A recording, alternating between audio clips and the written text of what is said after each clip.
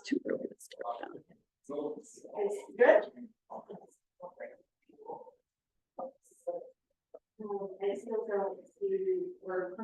I was gonna pause the recording because it's silly. Well, it's only 4 minutes. 4 minutes. It's fine. We're recording it? Okay. Yeah. So I get myself logged in. Yes. And then I need to make myself a. A host or host, yeah.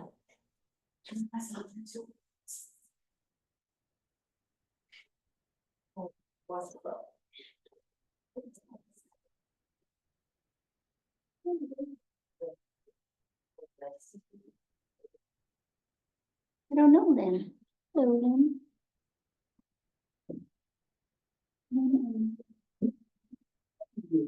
Oh, it's amazing, but I don't always get to see here. Am I in yet? No. Oh, I guess I should hit join, Yeah, this is a good start. but I don't want.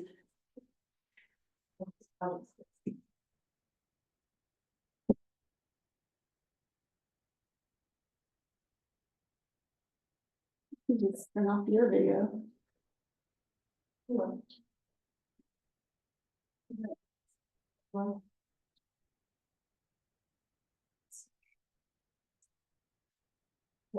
Your co-host.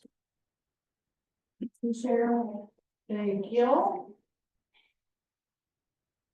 Too much technology.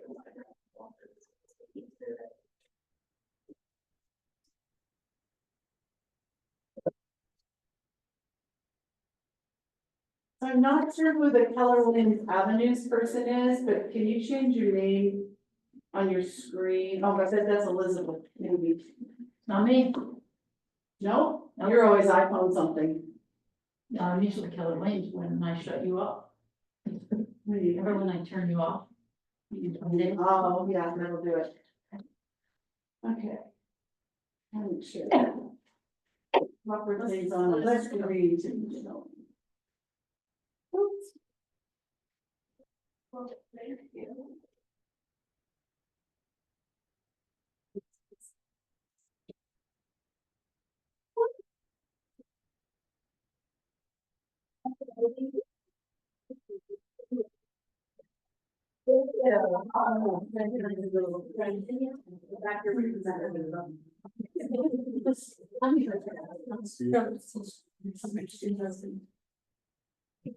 For those of you on Zoom, when you're seeing my screen, are you only seeing the PowerPoint?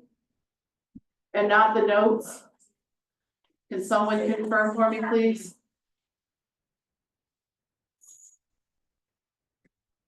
Yes, I see the PowerPoint.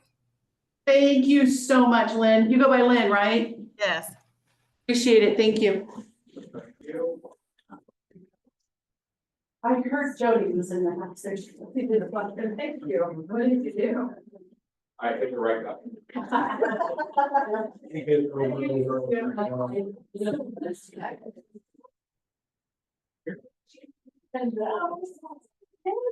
I'm finally to see you, Debbie. Good,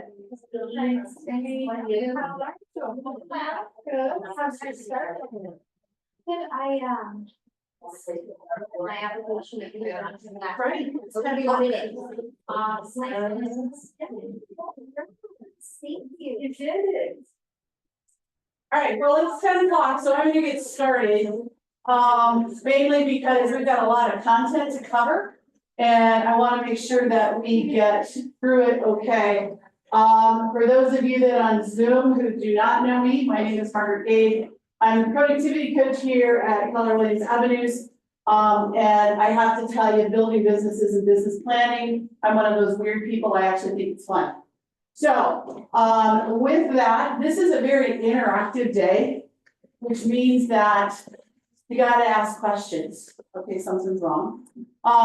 So ask questions, talk to me. You're going to probably not understand it completely the first time, and that's okay. So the reason why I like to do this is that I'm here, I can help you with the math and explain it. So first of all, let's get through all the legal stuff. First of all, when you are calling people, as part of your lead generation, make sure that you're always doing that in a TCPA proper way.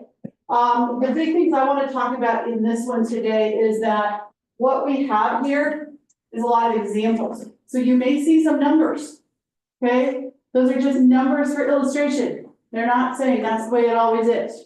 Okay, so we put numbers in there because if I talk about apples and oranges, y'all are gonna get confused. Okay, so we will talk numbers, but they are hypothetical. Is that fair? Does everybody understand that? All right, and then we have all kinds of stuff, right? Commissions are not set by law or by practice, right? They're fully negotiable. But again, we're gonna be talking about some examples. We do have people here from other brokerages. We have people here who yet don't have their licenses. So, my numbers are examples, but I'm not gonna go stupid and do like things like 12 and 15. Fair housing, make sure that you're following fair housing when you're working with clients. Make sure you're aware of can spam. And that's just when you send out emails, people have to have the ability to unsubscribe. And these documents are all copyrighted by Keller Williams. Okay, there's the legal stuff. We finished it. All right, what are we gonna do today? We're gonna build plans.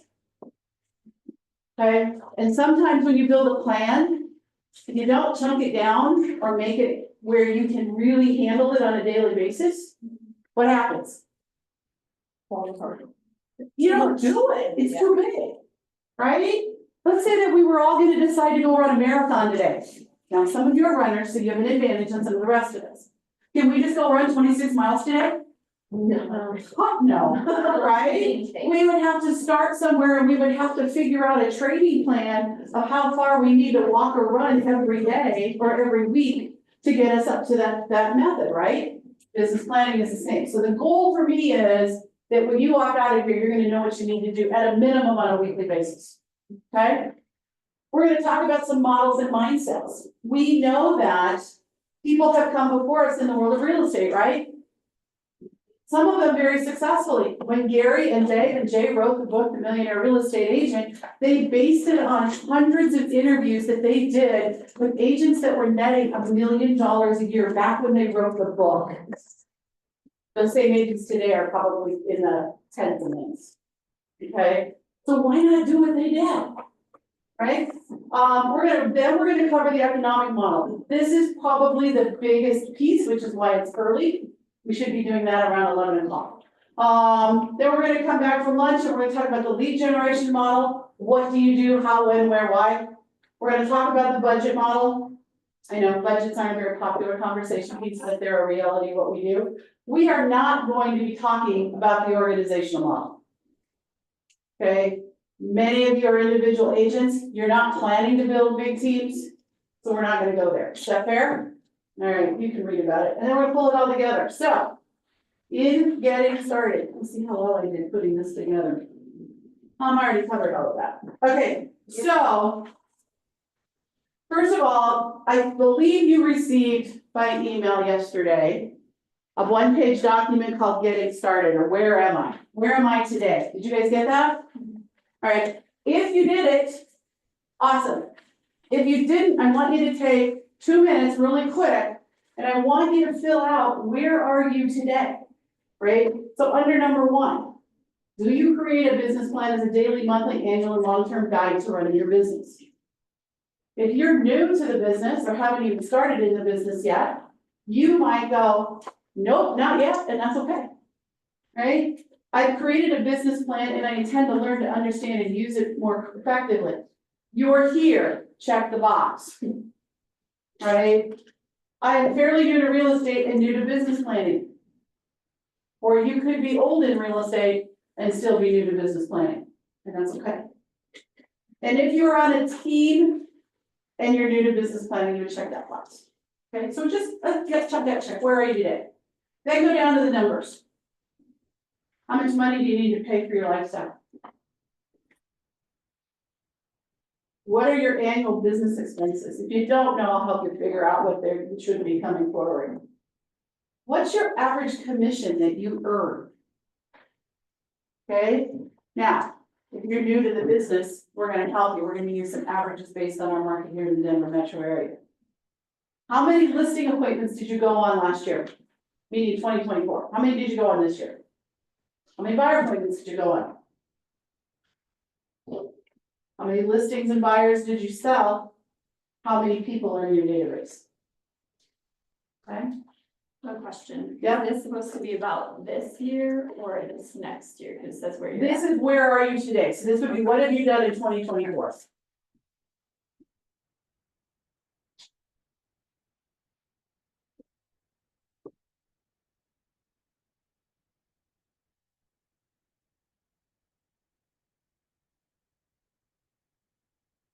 Alright, good?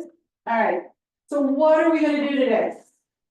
My goal is that you understand the power of the models that we're going to discuss.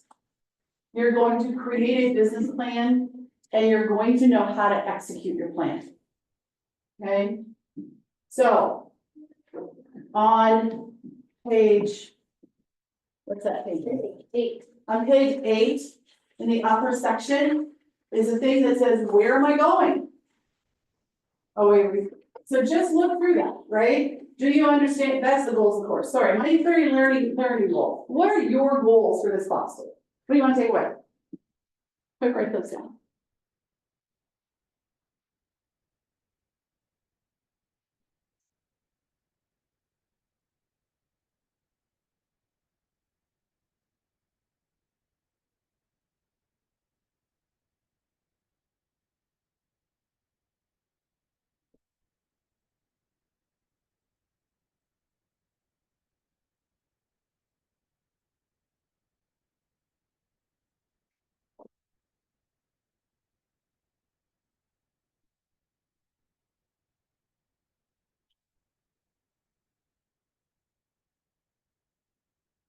All right, anybody want to share what their goals are? What do you want to take away today? Somebody? Figure out the number of deals in these places. Figure out what I need to do, all right? Anybody else? Keep better track of my contacts, my touches per contact. Right, getting a system in place to track your numbers, know your numbers, right? We talk about that a lot, if you know your numbers, it's a lot easier. How many of you were in business in 2024 and went, I don't know what my numbers are? That's okay. That's normal, we're working on fixing that, right? Okay, anybody else? Okay, so at the bottom of that page is how will I make it happen? You get to choose, are you a level 1 person that says I'm gonna complete a business plan? Are you a level 2 person that says I'm gonna create a business plan and commit to following my written plan? Or are you level 3, that you're going to create a business plan, you're gonna share it with a coach, a peer, a team leader, someone who's gonna help hold you accountable, who's committed to you're gonna commit to your personal growth, and you're gonna execute the plan by checking in on your activities and results on a weekly, monthly, and annual basis. So which one are you?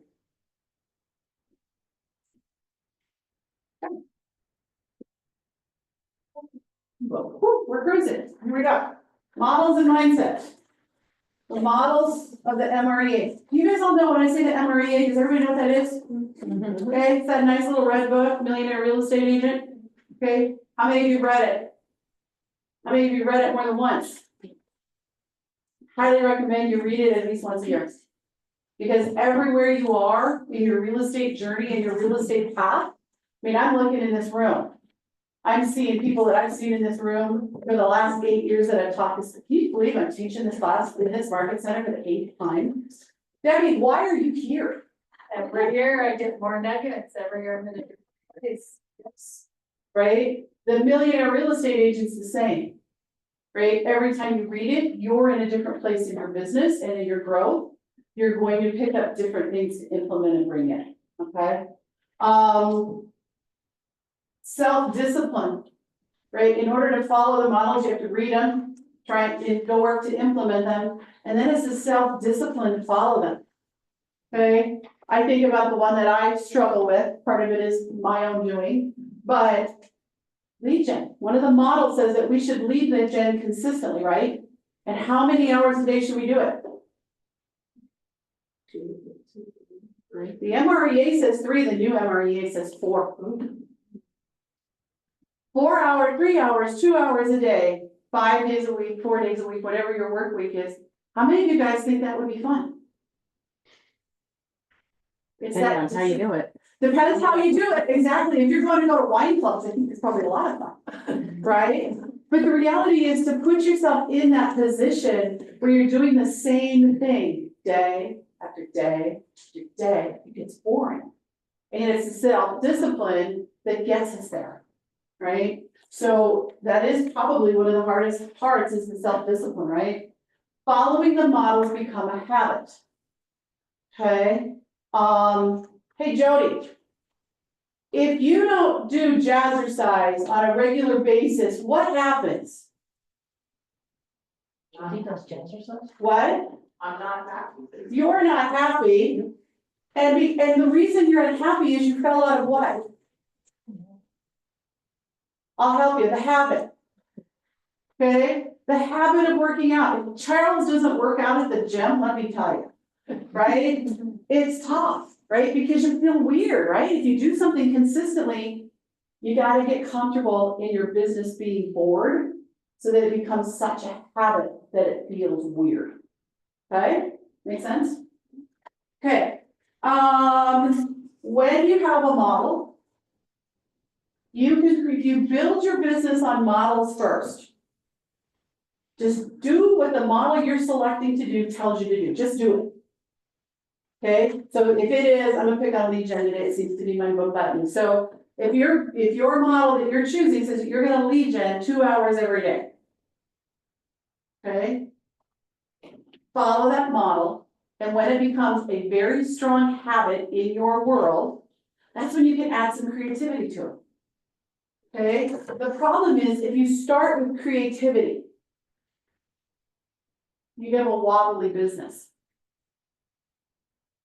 I came from a business background. I know how to build a business. So which do you think I started with back in 2014? I didn't need to read some book and have some guy tell me how to run a business. I knew how to do it. So I applied creativity. Boy, did I get lucky my first year, right? My business would have been a whole lot more stable and a whole lot stronger if I just would have followed the models that was being taught. Okay, start with the model and then add you. Don't start with you first, okay?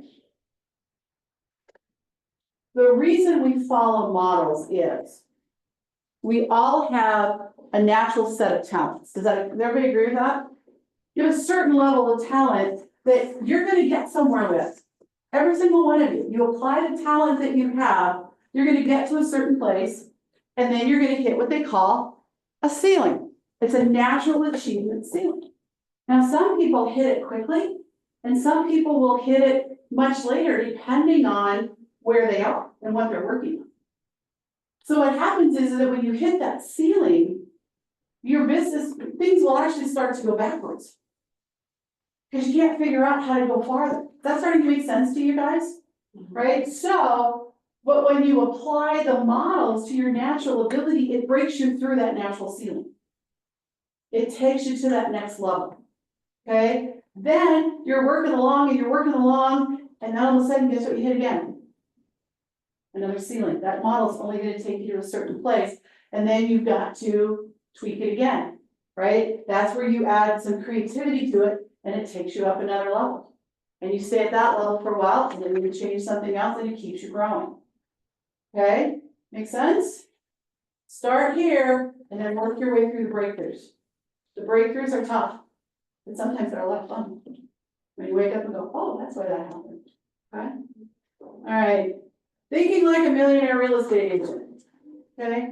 How many of you want to think like one of those guys? Okay, actually, I'm gonna back up because I skipped this part. It's like what happens when they don't give me a slide for it. Okay, here are some things that we naturally think about when we think about models.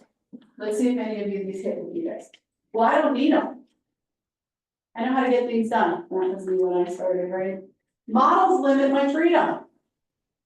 We all became real estate professionals because why? Freedom.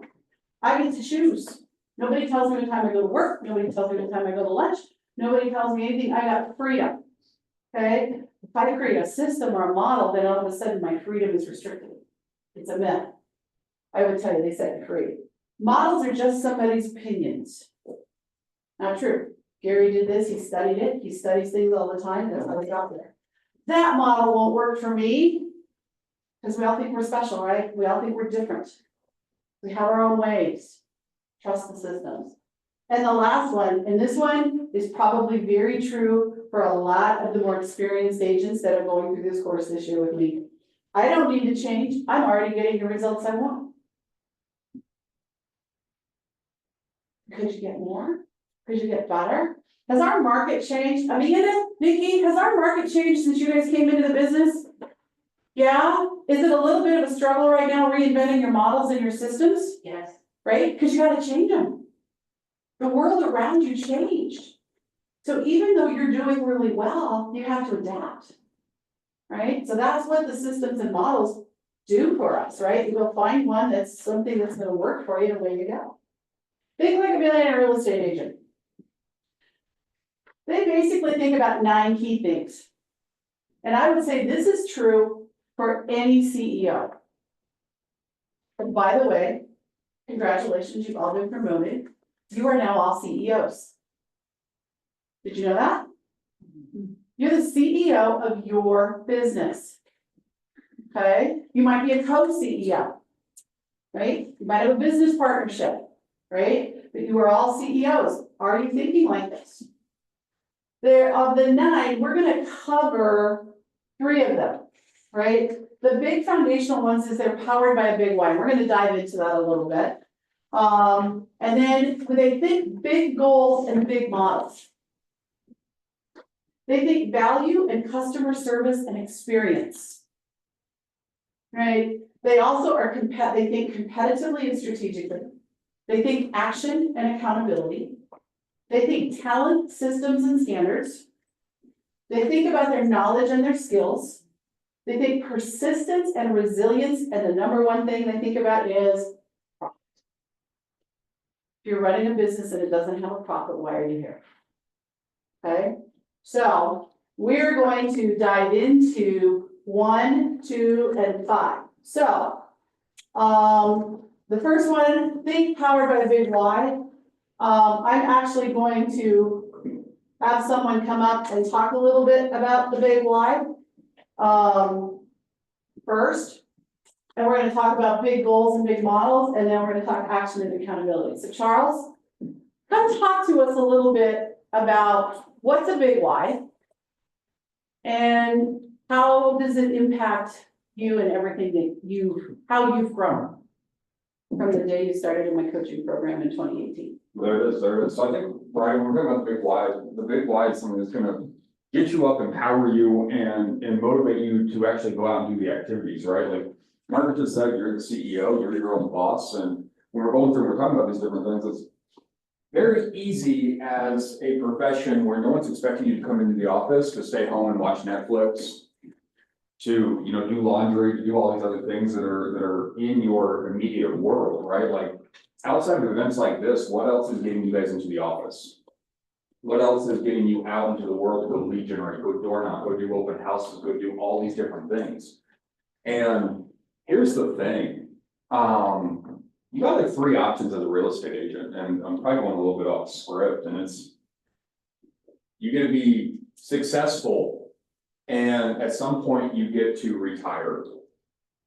Hopefully, we want that for every one of you, that you guys have such big businesses that at some point it is on autopilot, you become the CEO and you get to step away from everything. The more unfortunate truth other than that is that we go to way more real estate agents' funerals than retirement parties. Is that because they never retire? Right. Seriously, right? Because real estate agents never retire. And it's one of those things. And the third option's, we don't have a successful business and we gotta go back into a real job. Right? Like, those are our only 3 options that we have. Get super successful, invest in real estate, have a big business, retire. Stay in this thing, it's kind of fun, make enough money to where we can just kind of live our life, but we're selling. And until we die, unfortunately. And then number 3, it's go get a real job because real estate didn't work out. So those are our only 3 options. And we want option number 1 for you. Number 2 is not too bad, depending on how you do it, I guess. Number 3, I don't want for any one of you guys whatsoever. And so one day I was sitting in a class just like this, like Margaret said in her productivity coaching program. I remember being in the old building and, Margaret would like wrangle us up and it's time for coaching. But, one of the things that we were doing was doing this big Y exercise. And while I did come from a company prior to doing, fix and flips, that kind of resembled a little bit like KW, at least with the culture is a big box retail store with a big square orange sign in the front that sells home improvement goods. And we did exercises like this, but we never did a big Y. And so I'm sitting in this class one day, get challenged to do a big Y, and everyone's writing feverishly on their pieces of paper. And I had no clue. I had zero clue. Like I got in this thing to do fix and flips. I had no intention to help families buy and sell. I had no clue what the ceiling looked like, what the possibilities. And so I'm writing down, and I think it was something like, I'm gonna make enough money for Erin, my wife, to retire and not work another day in her life if that's what she wanted. I had no clue if that's what she wanted. I had zero clue. Like we had never talked about it. We had never put anything down on paper. Like this was just me winging it. And so it's kind of evolved a little bit since then. Erin and I, for those that know me, I don't have kids. It's not that I don't like kids, I do like kids. When they get to a certain age. Yeah, when they get to a certain age, I think I held my eldest nephew when he was a baby, and then the other two, I was like, when they start talking, I'll start interacting with them. I think it was like the rules that I had for them. And the big why revolves around them these days. The big why is really to be able to create this fund, and it's through investment properties, it's through dividends, it's through selling real estate, and it's through all of these different businesses that we have put together at this point to be able to create this fund that's going to give them experiences. It's going to be able to put them through college if they choose to. It's going to be able to build a business around them if they want to get into any business relationship with me. And I'm going to make sure those kids want for nothing, right? I think when I'm thinking about my family situation and my two nephews and my niece, I want to make sure that I have created a life big enough for myself, that they have a world they can fit in it, and that I can be the one that helps them succeed in the way that they want to succeed. And so that's kind of what it's looked like. It went from me sitting there and just putting piece of paper and pen down just because I was in an exercise and I had no clue what that looked like, to my wife and I being super purposeful and saying, this is what we want for our family and how are we going to get there? And so I think that's the importance of the big why, right? It's going to, what gets you up. There's going to be days that super suck, right? To where like I don't want to get up. We're watching a show right now called We Didn't Want This, or We Never Want on Netflix or something, right? Yeah, right, we're watching that right now, and I was like, let's stay up and watch another one, and I was like, never mind, I got stuff to do tomorrow, right? And turned it off, and like, it's whatever that guiding light is, so put something on your paper that's gonna push you. It's not about the money, right? Because money's good for the good the money can do.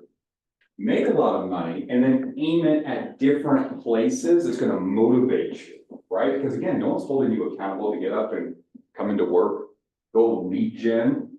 We do know we have the three options in this thing. And so put something down big enough that's gonna push you. There we go. So on page 9 of your workbook, there's a place where you can just write down what is your purpose, mission, and needs. What's gonna fuel your fire, right?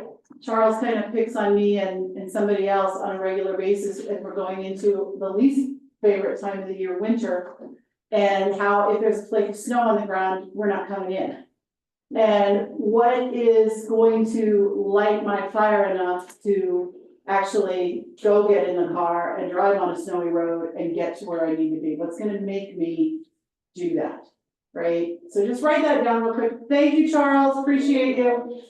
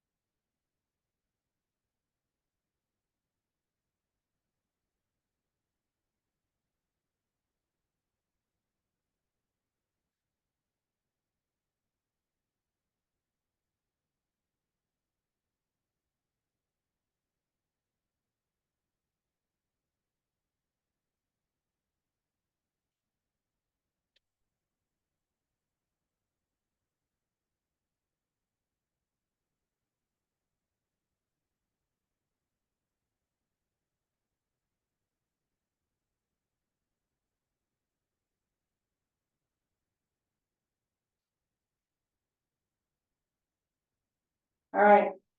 Go back to it, right? Just know those whys will change.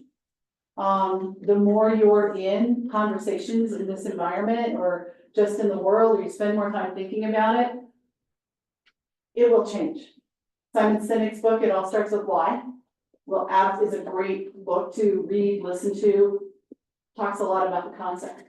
It's not required, but does anybody want to share what your why is?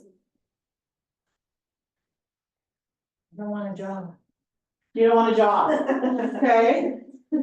I have been able to take care of my parents and grandparents, so they've aided myself a lot, and then I also have them there proving to myself that I can actually succeed in this business and everyone else. Okay.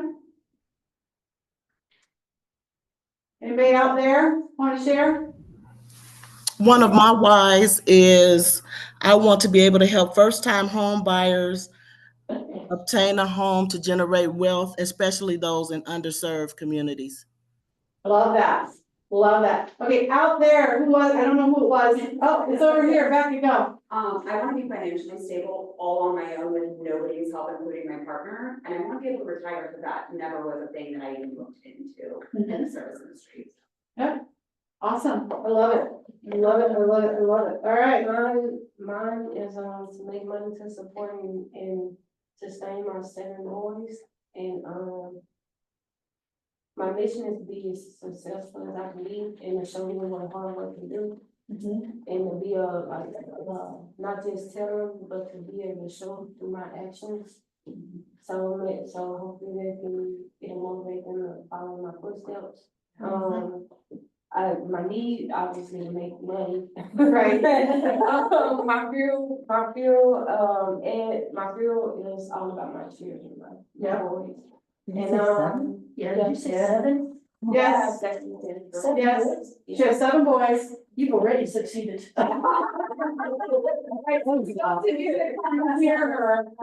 Tisha shared that, it's about her 7 boys, right? And not just creating an environment where they can they can have and have the wants and the needs similar to what Charles was talking about, but also showing them by an example of what they can do. So she wants to not only just provide it, but she wants to show it so that they pick up that same kind of work ethic and stuff. So I love that. I know you shared that with me the other day, so I was hoping you would go again. Awesome. All right, well, let's keep rolling. So, oh, what's that? Okay.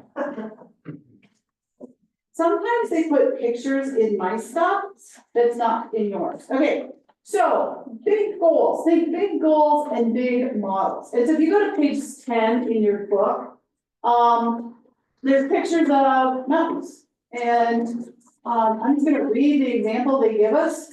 But we wanna stretch ourselves, right?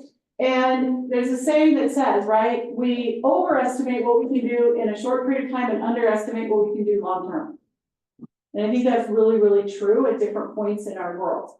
So I want you to think about, you decided to climb your first mountain. Do I have any mountain climbers in here? Do I have any 14ers? Nobody? All right, there we go. We're all gonna go mountain climbing, all right? Now, our goal is that we wanna climb Mount Whitney in California. Heck, forget that. Let's just go climb Long's Peak in Colorado, because it's prettier than anything in California, right? All right, so we're gonna go climb Long's Peak. I know it's a 14 something, so it's close enough. Okay, however, we decide to set our target to have the ability to climb Mount Everest. That's over in Nepal, for those of you that don't know. And it is 29,000 feet high. So almost more than double, right? Yeah, it's more than double Long's Peak. Okay, so by setting our target, right, going out farther than where we think we're gonna go, and we train to climb Everest. Follow me?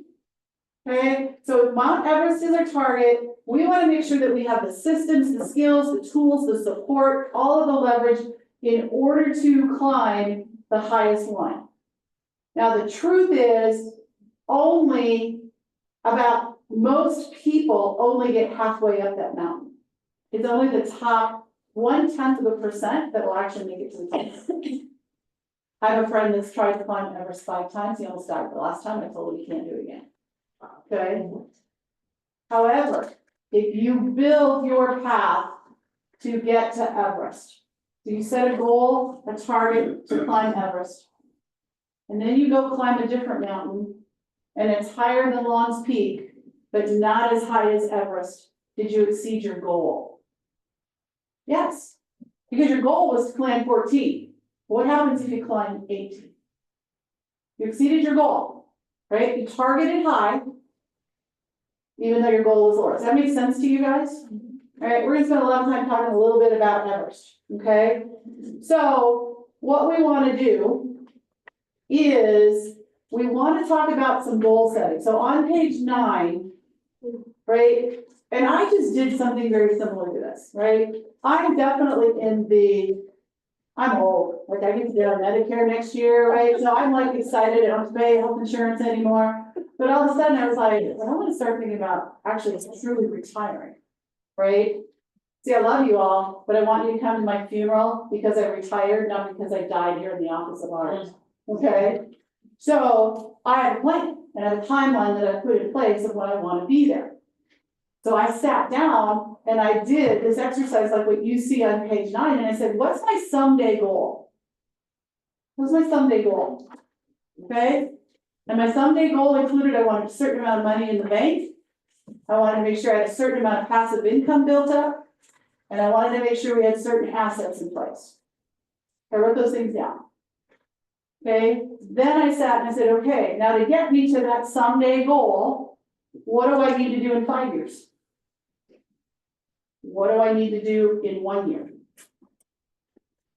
So I did something totally crazy. I figured out how much money it was gonna cost me to fund the long-term goal, and then I backed into everything else.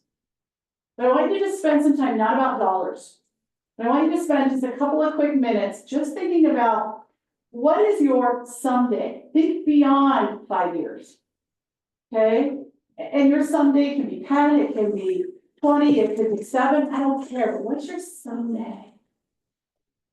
Right? When you're sitting at home dreaming, what's someday? Maybe someday I have houses in multiple countries around the world. Maybe someday I'm independently wealthy, maybe someday whatever it is. Then what would be a benchmark that's in advance of that, like at the 5-year plan? In order to get you to someday, where do you need to be in 5 years?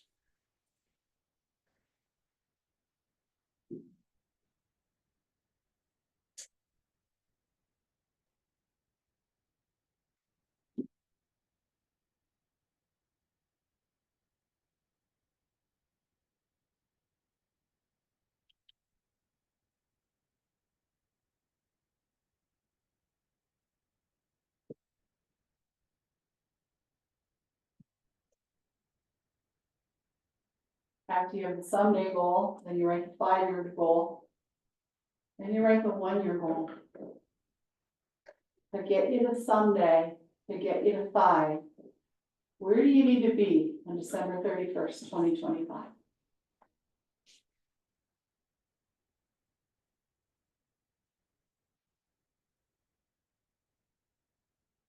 Then the monthly, weekly, daily, and right now goals. We'll work on those as we go through the day. So you can see a lot of this is I want you to take it home with you. Right? For those of you that have life partners in your life that may not be sitting in the room here with you, this is a great exercise to do with your significant other. Where do we want to be? And then how does your real estate business play into your combined goals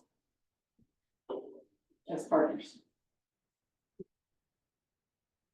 Some of you are in business with your life partner. Okay? All right, everybody got a someday goal? Anybody want to share? No? Big cash for a location. So someday.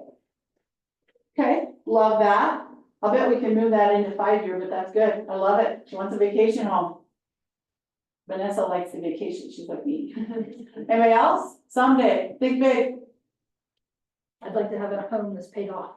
A home that's paid off. That's a big one. The mortgage industry has us do that for 30 years. So that's a big long-term goal. Yeah, what else? Go ahead, Amanda. Build my second home.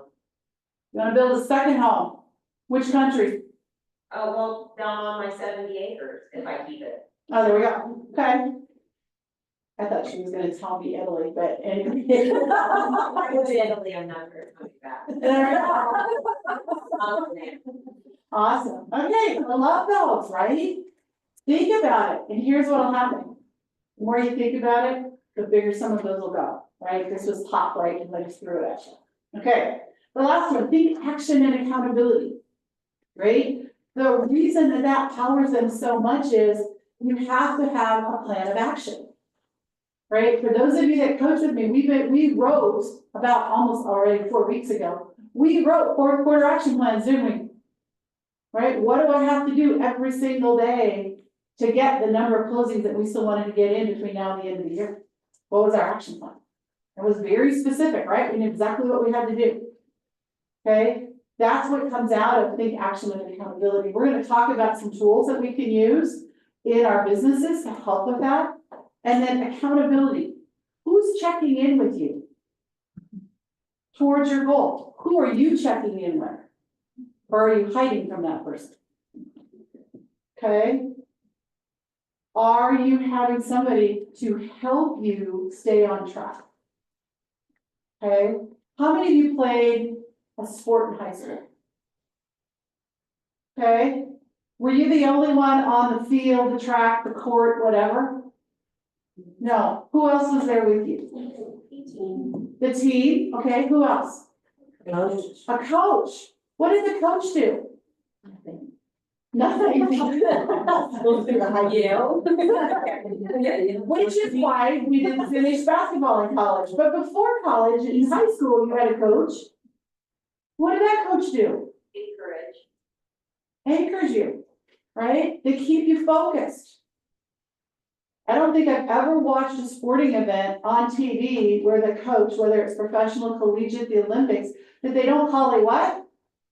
Timeout. And what do they do in a timeout? They reset, right? They get you back on the game plan, right? Who is in your life that's helping you with your business when you need a timeout to get you back on track? Who is that person? For many of you, I'm very honored to be that person. For some of you, you don't have that person. Find one, okay? It could be your business partner, it could be somebody else sitting in this room. Right? Debbie and Elena could decide, you know what? I want to be your accountability partner, can you kind of help me? Can we just check in once a month and see how each other's doing? It can be a peer, right? I got Sherry and Mara in the back, I got Amanda and Nikki over there, I see some business partnerships here that aren't married to each other. You guys can check in with each other too, right? To help keep each other on the path for whatever your goals are, okay? The circle about it is to set the goal, identify and complete the activities, measure the results. You guys, this is the one we typically fail at the most. And I use the word we because who's included in that? Me. Okay? Do you know how many conversations you have every day? Do you know how many appointments you go on every week or every month? Do you know what the bank balance is? Do you know your metrics? And if we're not looking at them, if you don't measure them, can you evaluate them? No. Can you determine what you have to make adjustments in? Probably not. You got to know where you are. Okay, many of you know I'm on a health journey, right? Okay, and in that health journey, there's a metric, it's on a scale. Okay, if I never jump on the scale, will I know how I'm doing? No, I have to look at the number. Don't like the number, right? Most of us don't, right? But when it starts moving, we can then measure our successes, right? And when it stalls, we know where we are and what we have to do to make changes, right? If you're not measuring your business beyond how many units you closed, you gotta chunk it down cheap lower.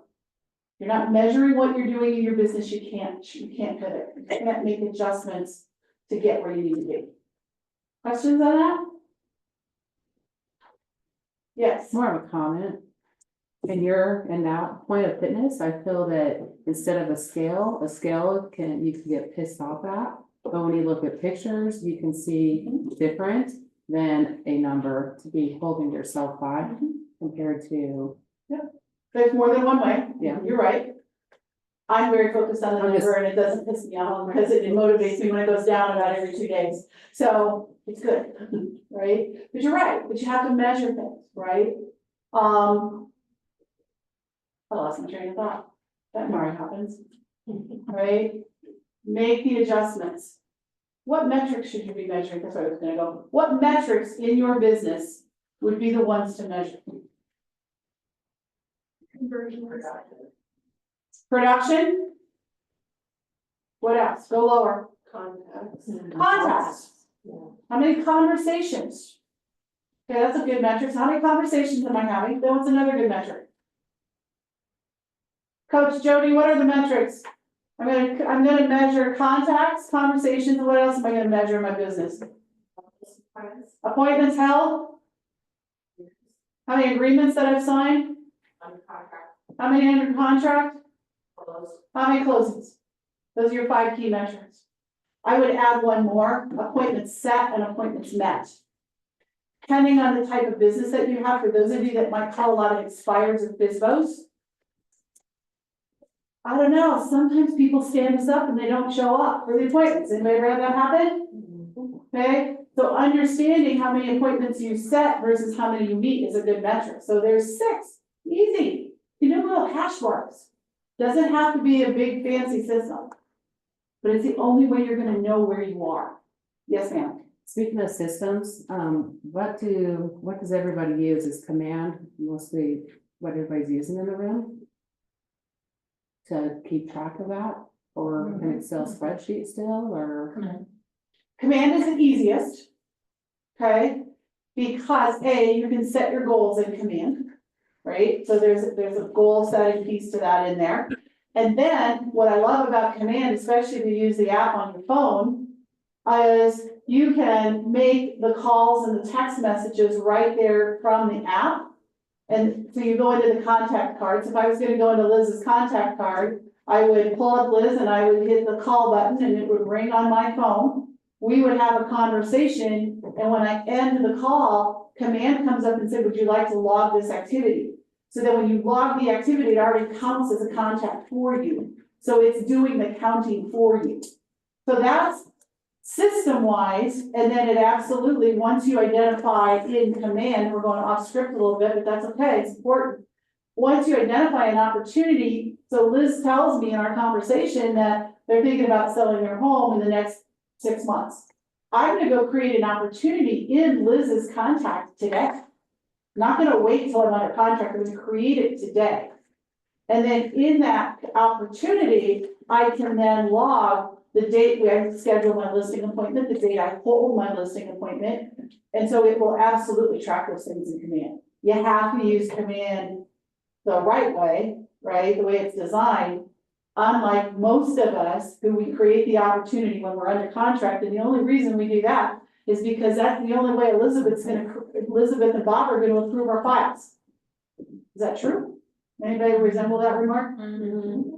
Okay, so again, using the basics of Command will absolutely make it super easy. You don't have to do that, right? I mean, I'm old school, right? I literally have a piece of paper on my desk with dates on it, and it says contacts, appointments set, appointments met, and under contracts, and I just do these little things where it's this little, you write 4 slashes down and one at an angle, and like I just hash mark it every day. It doesn't matter the how, it's the do. Hey, Margaret, Yes, ma'am, can you real quick just repeat those 6 metrics you said? I would love to. Contacts, also known as conversations held. Conversation is defined as a 2-way conversation with someone that the word real estate comes up. Second one is appointments set. The third one is appointments met. The fourth one was under contracts. Agreement signed, thank you. Then under contracts and then closings. Thank you. You are very welcome. All right. Let's get caught back up. Okay, there are tools that can help you with this. One of the best accountability tools is the 411. Okay, it stands for 4 weeks, 1 month, 1 year. There's examples of them in your book, in your worksheets, all over. We're not gonna do one today. At least not at this point in the game, but the 411 is a place where you can log, what's my goal for the year? And then if I was doing it for, let's see, this is October, I don't know what day, 10. If I was writing my 411 and I was starting to plan for November, and then what do I need to accomplish in November to achieve my goals? And then what do I need to achieve week 1 of November? And then at the end of week 1, I would do, what do I need to accomplish in week 2? These are a wonderful tool to share with whoever your accountability partner is. Sneak alert, those of you that are in coaching, you're gonna see us using those next year on a regular basis, because I know they'll move your businesses forward. Okay, so that is a great tool, right? And then using that peer partner or someone who's going to help you with that. There are people out there that will even do 411s for their personal lives. Right? All right. The foundation, oh, there's a 411, I did have a picture of one. Okay, so you can see you put the annual goals at top, the monthly goals, and then the weekly goals. You don't fill out the weekly goals at the beginning of the month. You only do it, you do week 1 at the beginning of your week 1. You do week 2 at the beginning of week 2, and you do week 3 at the beginning of week 3, because if you didn't get everything done in the prior week, it moves to the next week. But is it easier to catch up what you missed a week ago or what you missed 4 months ago? A week ago, right? All right, the foundations model of the MREA. Leads, listings, and leverage. To succeed in real estate, you have to have client leads. Leads are people who have indicated they want to transact something in business. I don't know that you have this in your book. So, because I didn't print the 78-page guide for you guys, I didn't think you wanted it. I wanted you to have something that you can take with you that you'll actually do something with, okay? So leads, gotta have leads first. Okay, they are the foundation of any of our business. Listings. Focus on getting listings, right? Now, right now, how many of you would rather have a buyer than a listing? Some of us. Okay, Who has 5 listings and would rather have a buyer? I don't know. Let's talk about why listings are important in any market. Even back, Debbie, go back to 2008, 2009, 2010, it was a tough time, right? We had like the 25, 30,000 listings active on the market instead of the, what do we have now, 9? On each street, it felt like. Yeah, exactly. And yet listings is still what we were pursuing. Why do we want listings, you guys? Who can tell me the reason why I want a listing? Business, Okay, they bring buyers and what else, Taylor? more pieces of business. You get more pieces of business. Okay, listings are the ultimate leverage in your business. Listings, when you have your sign in the yard and everybody drives by it, do they see it? Right? When you put a buyer in your car or they're following you around town, do you have blinking lights on your car that says Casey's showing a buyer today? Yes. No, you don't. Right? You don't, right? When you're, Go get some. when you're out working with a buyer, people don't know it. But when you have a listing, is it not all the neighbors know you have that listing? Right? Listings are the ultimate real estate twofer. Right? Either because the seller themselves is buying something else, or for a lot of us creating a referral because they're moving out of state. Right? Or people are driving by and you get sign calls. And let's be honest, what are we seeing at open houses right now, you guys? Unrepresented buyers. Unrepresented buyers. And why are we seeing more unrepresented buyers? Because the media is doing us a favor. Thank you, the media, for telling us that buyers are not gonna pay their buyer's agents, and now buyer's agents are going, well, I'm just gonna work with the listing agent. Because they don't understand. So now we have a higher opportunity to sell the house we have the listing on. If you're super buyer focused, how are you gonna find those people? Hopefully you're working on houses and converting them. Right? But the reality is, listings are the ultimate leverage, and I will tell you which one's harder work. Debbie, which is harder, buyers or sellers? Buyers. Buyers. Buyers. Once you have the sign in the yard, all the other agents in the Denver metro area are working for you because they're selling your house.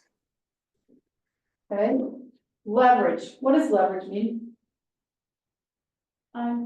Systems. Time, systems. Transaction coordinator? Transaction coordinator is an amazing piece of leverage, yes. Leverage are ways to get things done automatically.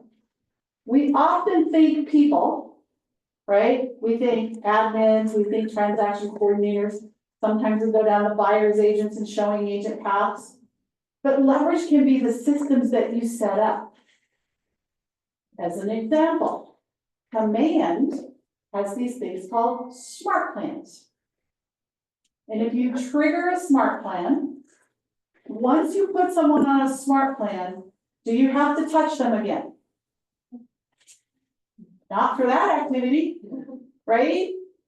We use a Kimber Walton system that she's got 9 different smart plans that are all tied together 3 months each. If I put someone on that smart plan today, I just got 27 months of emails going out to that person. I don't have to touch them again with an email. That's called leverage. Right? I don't have to think about writing an email to everybody in my database today because Kimber already wrote one. I don't have to worry about it. Right? Building systems. Right? We use a system called send out cards. I know several of you use send out cards or AM, is it AM cards? Yeah. AM homes, AM cards, it all feels like the same. But AM cards, right? And you can actually create a system in there where you can log everybody you want. You can create a birthday card or whatever kind of cards you want, and you trigger the system and it just automatically sends them out. So you do that one time a year and everybody in your world just got their birthday card. Everybody in your world just got their home anniversary card. And you had to touch it once. That's leverage. Okay? All right. Super things. The triangle is really, really, really good for us. Okay? All right, what else do we have? A business plan that's built on models is the key to your success, right? So this would be in the big book. I'm not going to do this, but the business plan is your annual roadmap detailing your business's future objectives and directions for achieving them. It gives you clarity on the exact activities needed in order to achieve your goals. It removes the guessing and hoping. Hope is not a strategy. Creates items and activities to which you can be held or others can hold you accountable. Okay, now you also can hold your systems accountable. Okay, that's part of it as well. The tricky part to this is, and you're going to hear me say it a lot as we go through this process journey together, is that you got to get comfortable with the board. You got to get comfortable with when you decide what you're going to do to stick with it. Okay, you can't give up, right? So if you decide that this is going to be how I'm going to build my business in 2025, don't go to your accountability partner after a week and say, well, that didn't work, I'm not doing that anymore. Okay, because the first time you try something, how successful are you?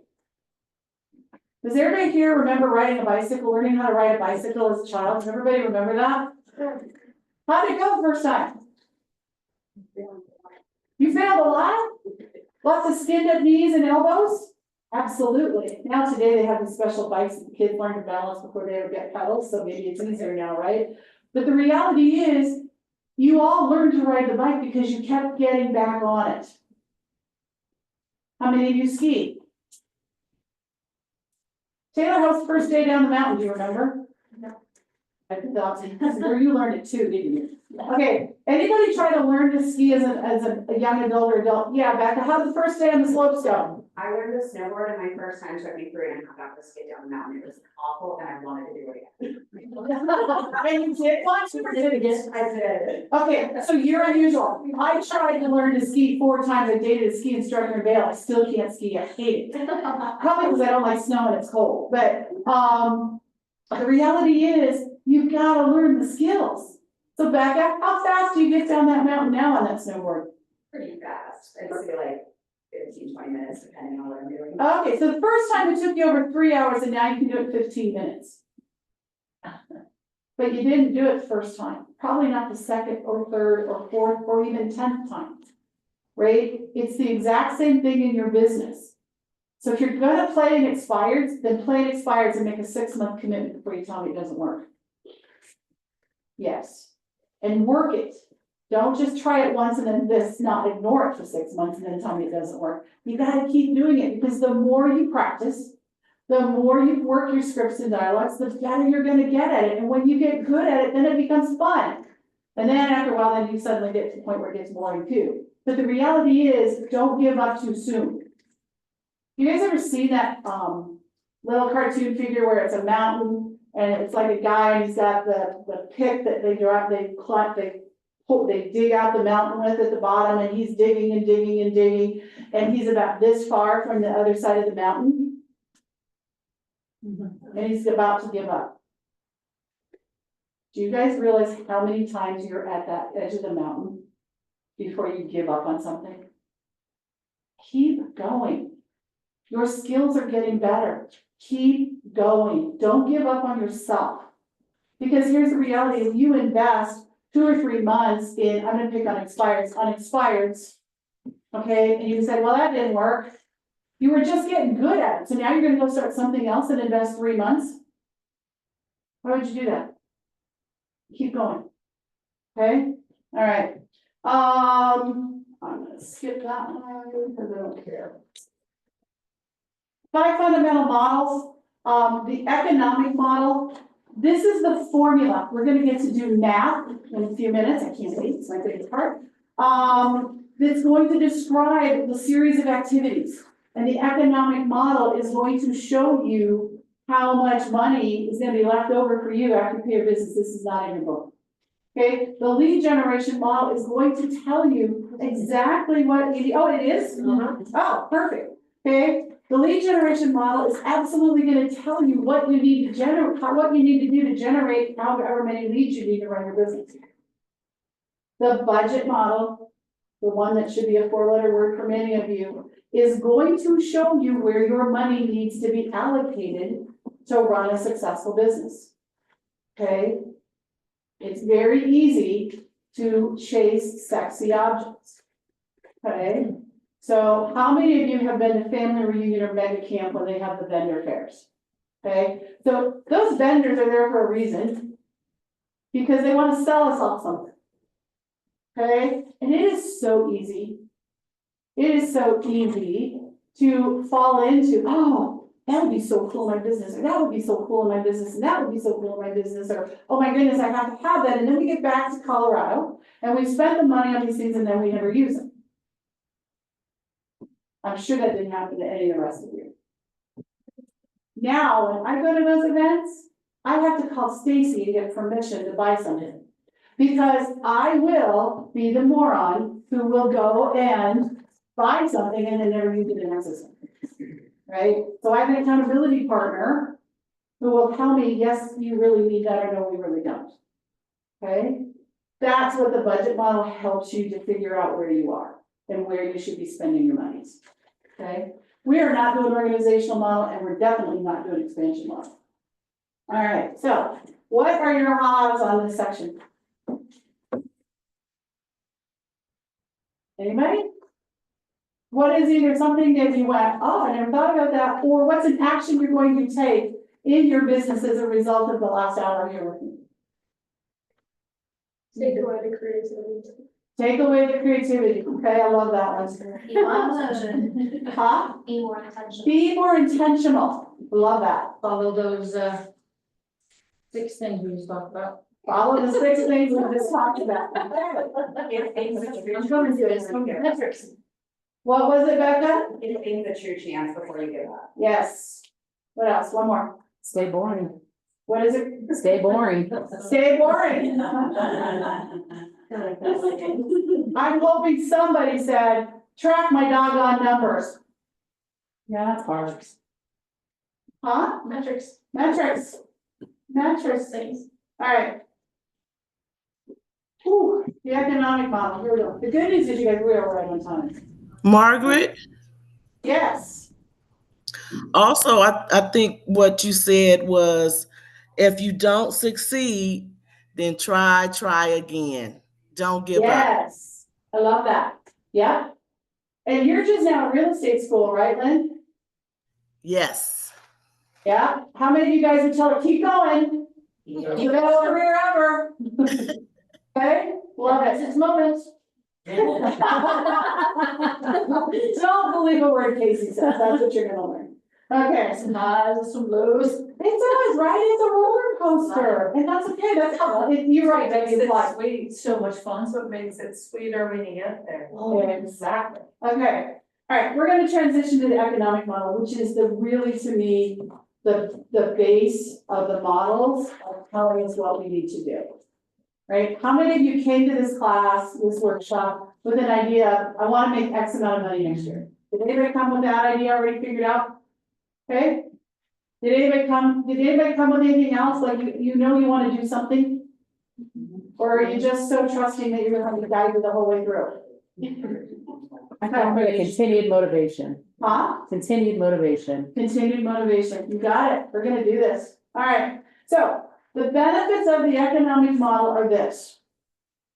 They are going to reveal to you how many closings you need to have, how many appointments you need, and it's going to identify your conversion rates. It's not just about the outcome.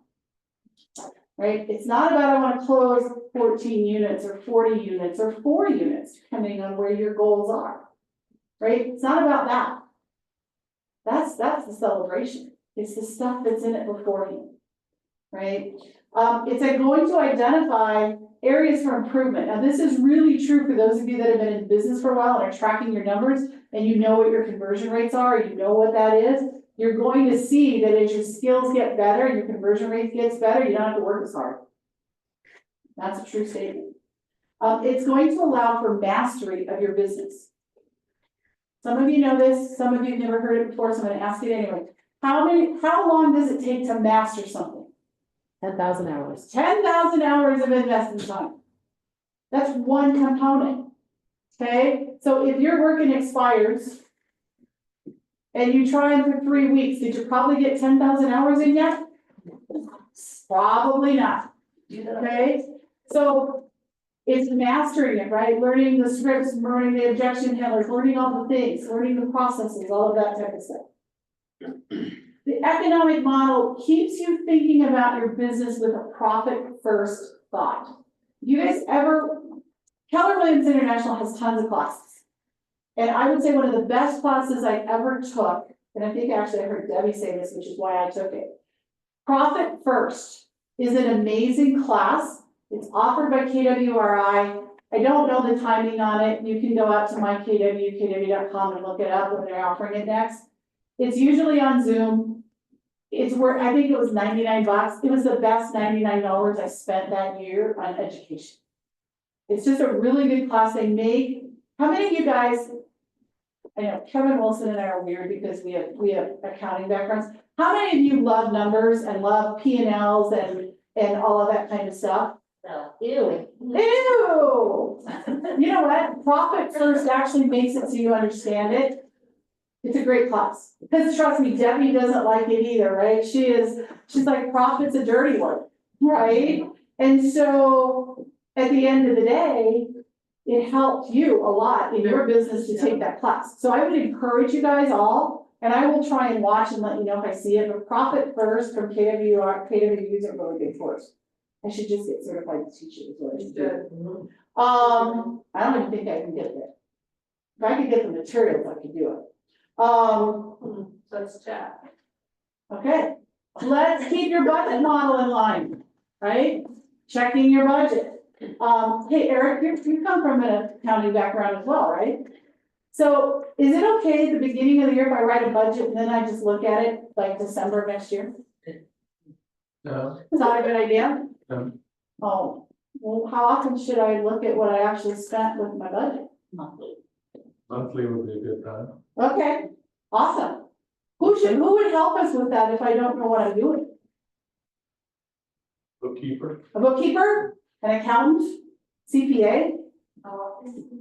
Once a month, and I think that your accountant should be sitting down with you and reviewing a P&L with you at least once a quarter. A good accountant will change your business life, right, Amanda and Nikki? They went out and hired one, they put him on staff, it was the best thing they did.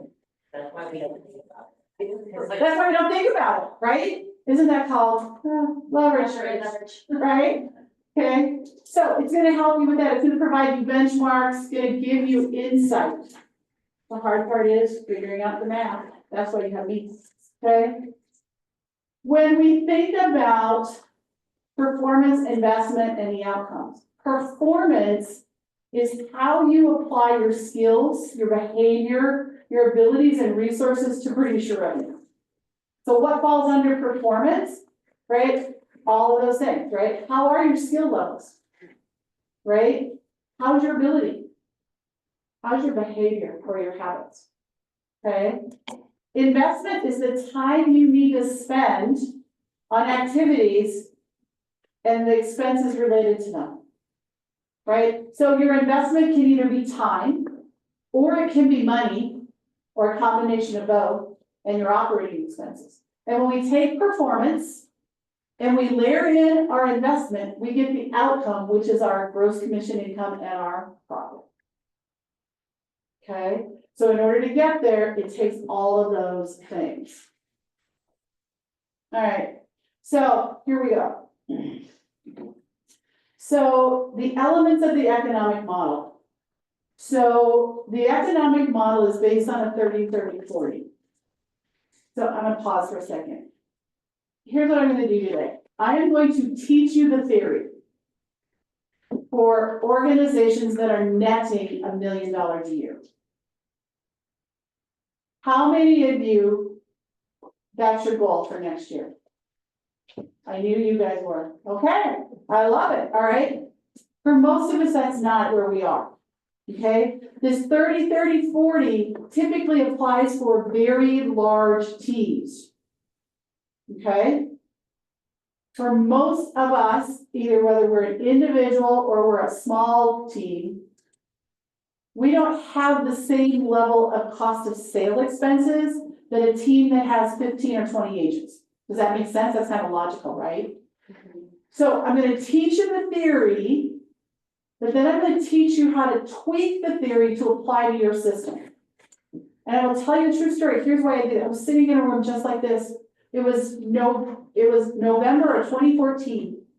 And I was sitting in a business planning clinic, and the instructors didn't adapt it. And as a brand new agent, when I set down my financial goals, and I understood how to do math, and it came up and it said, I needed to close 75 units my first year as a brand new agent to hit my goal. Well, I was dumb enough, I thought I could. Okay, but many of you went, oh my goodness, right? Like some of you are like, well, yeah, that's not real. And it was because they didn't adapt the model for my goals. And so they had me doing so much more than I needed to do, okay? When I talk about net income, I alter it so that it's similar to what you all think about in corporate America, right? In corporate America, if I ask you how much money do you make, you're gonna give me a dollar amount, right? You're gonna say I make $75,000 a year. Is that what you actually take home, or is that what you pay taxes on? What you pay taxes on. That's how you think. So I'm getting you to that same thinking place. So when I talk about money, I'm talking about before you pay taxes. Fair enough? Okay, so bear with me on the 30-30-40. But what it's saying is that 30% of our gross commission income goes to expenses. And 30% goes to cost of sales. And 40% is our net income. Does anybody have a retail background? If not, Eric's about to get picked on again. Yeah. Eric, what's a normal profit for a business? I would say between 30 and 40%. That's For a service business. for a service business, but what if you went down to retail? What's their margins? 15%. I would have celebrated the pro shop at 15% profit. Right? Not a lot of businesses other than the service businesses, right? Because our cost of sales is so much less typically. We don't have a 40% profit margin. Go talk to any of your friends that own businesses and say, do you have a 40% profit margin in your business? And then you're gonna go, I do. And I'm actually gonna show you how your profit margin is closer to 70. How's that sound? 70% profit. Whew, I like this business. Okay, so we're gonna talk through, and I'm gonna keep going through all this. I guess I'm gonna tell you what the definitions are now. Gross commission income. That is the income that you all can do math on in your head like that. It's the gross amount of commissions that are paid to you before anything is taken out, before you pay your splits, before you pay your royalties, before you pay your expenses, before you pay anything, it's your gross. So if we were using is it okay if I just use 3% for easy math instead of doing something weird like 2.5 or 3.8 or anything like that? Can I just do that? Okay, and you're all good knowing that that's an example only, right? Okay, Zoomland, you all know that's an example, right? Just give me some head shakes. Vita's the only one who can shake her head for Zoom because she's the only one I can see. Okay, so we're gonna use 3%. So if you take the sale price of the house of 500,000, my gross commission income is gonna be what? 15,000. That's my gross commission income. Okay? Cost of sales in your world, cost of sales are expenses related to a specific transaction. However, they're not your transaction coordinators, they're not your coaching fees. They are your split, your royalty, and any referrals you pay out. So if you took a referral in, or for those of us in Relo where we have to pay big money to the Relo company, that's a cost of sale. Where I'm sharing my commission, my compensation with someone else. So the only cost of sale you have in your business, because I don't think I have anybody here got, Jody, you guys don't have buyer's agents, do you? On your team, just the two of you? Okay. So none of you have listing specialists that you're paying compensation to, that's a portion of the percentages. None of you are sharing with buyer's agents. So your only cost of sale for most of you is your company dollar and royalty, which is how much a year max? 21,000. Okay, and some of the other market centers in here, I don't know what your numbers are. I think they're probably relatively close to that. Okay, then your operating expenses, those are your expenses to do business. This is your coaching fees, your office fees, your MLS fees, your dues to dues. These are your education classes. This is everything you spend money on. If you have staff, this is where your staff gets paid.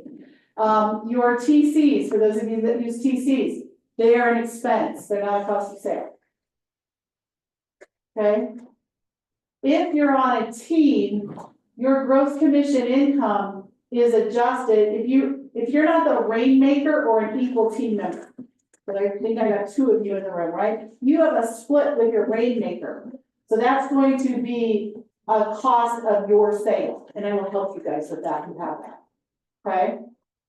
So those are the three basics, your GCI, your operating expenses, and your cost of sale. Your net income is that's how much money you get for taxes on. That's your profit. And that's what we're driving for. Okay? All right. How does money flow into, I'm not even doing this. It's too hard. Actually it's not. Okay, so you can see at the top it says total GCI. That's the amount of money, that's your gross amount. Then you're either going to get that gross either from listings or from buyers, right? Okay, and then you're going to have expenses that might be associated with those if you pay out any splits. And then total cost of sales, and then your operating expenses get you to the net. It's a confusing slide, and we're just going to see it. Okay, conversion rates. These are huge, you guys. Because this really tells you how hard you have to work. Now, if you don't know your conversion rates, if you don't know for every listing appointment I go on, I get, they don't, first of all, let me just say this. You will never be 100%. Never. Not every listing appointment you go on is going to say yes. Not every listing you take is going to get to the closing table. We're seeing more and more of that in our world right now. Not every buyer that you meet with is gonna say, yes, they wanna hire you as their buyer's agent. Not every buyer you sign a contract with is gonna get under contract, nor are they gonna necessarily always get to the closing table.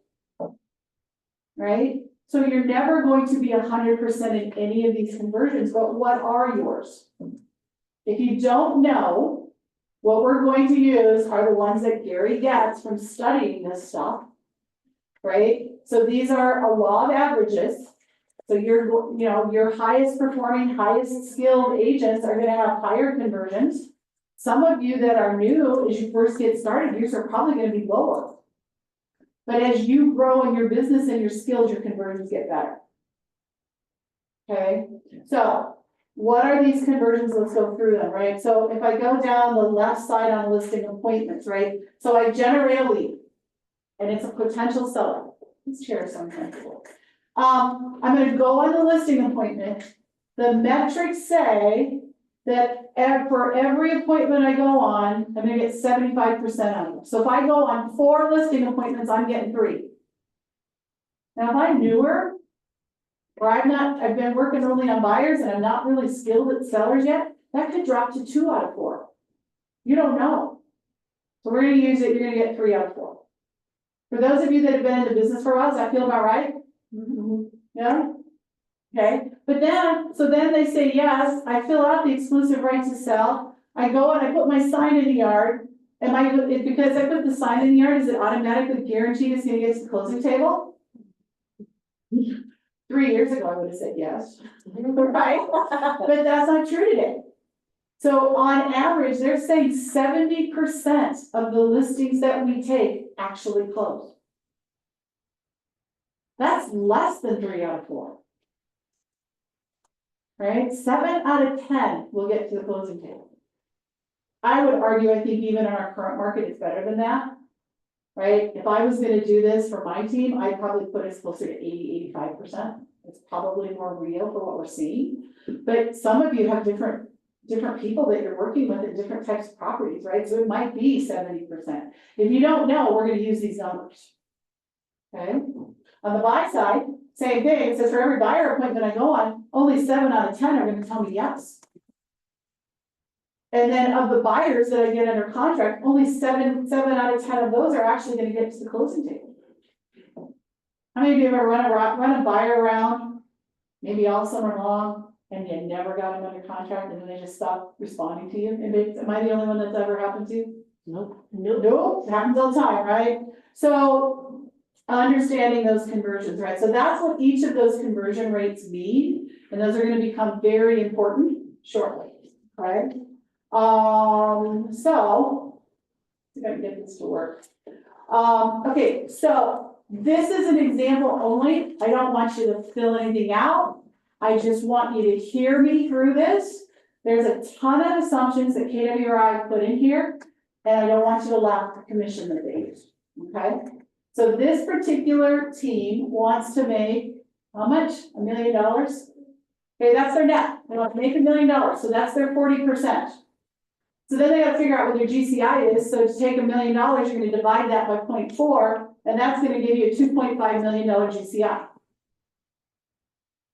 Then we know that our operating expenses are 30% of our GCI. So that means our operating expenses are $750,000. How many of you guys just went, ooh?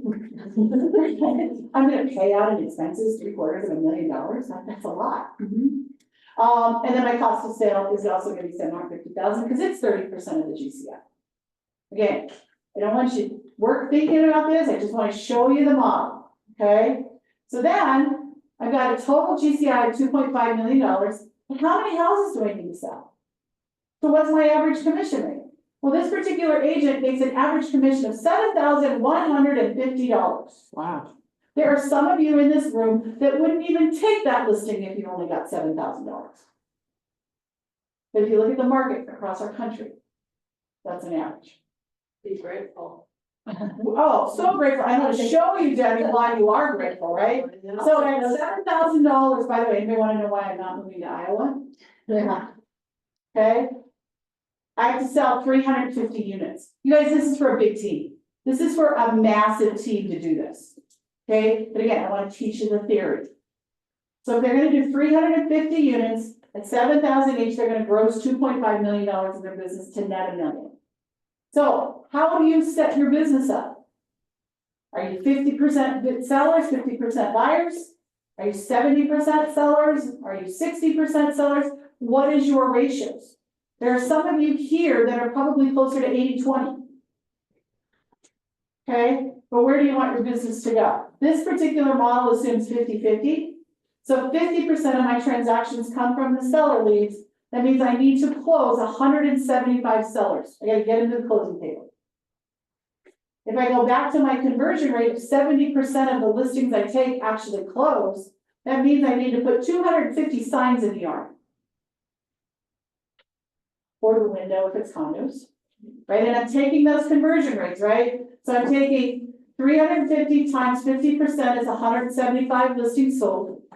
Then when I figure out how many listings I need to take and my conversion rate is 70%, I'm gonna take the 175, divide it by 0.7, and that tells me how many listings I need to take. Then my next conversion rate of appointments to actual listings taken is 75%. So I'm gonna take the 255 signs in the yard, divide it by 0.75, and I need to go on 333 seller appointments, or this team needs to, in a year. Okay? And we're kind of trying to look at faces to see how much confusion I have, and it doesn't look too bad. Yes, ma'am. How at the very beginning, when you did net income, you multiplied it or divided by what number? I divided it by 0.4. So we know that the net income represents 40% of the gross income. Okay. So if you do how many of you hated algebra? You need it right now. If my net is 40% of X, so I take the net of $1 million, I divide it by 0.4, that gives me my gross commission income. Okay? And then from there, I take the 30% of the gross for the expenses and the cost of sale. Okay? Who knew we needed algebra 1 in real estate? Okay? All right, on the buy side, I'm gonna go a little quicker. Stace, are we ready? Do they need us to pause? Okay, all right. I'm timing things out with our vendors. So, if we're gonna do 50% of buyers, we're gonna say thing, I'm gonna take 350 times 0.5, I need 175 buyers closed.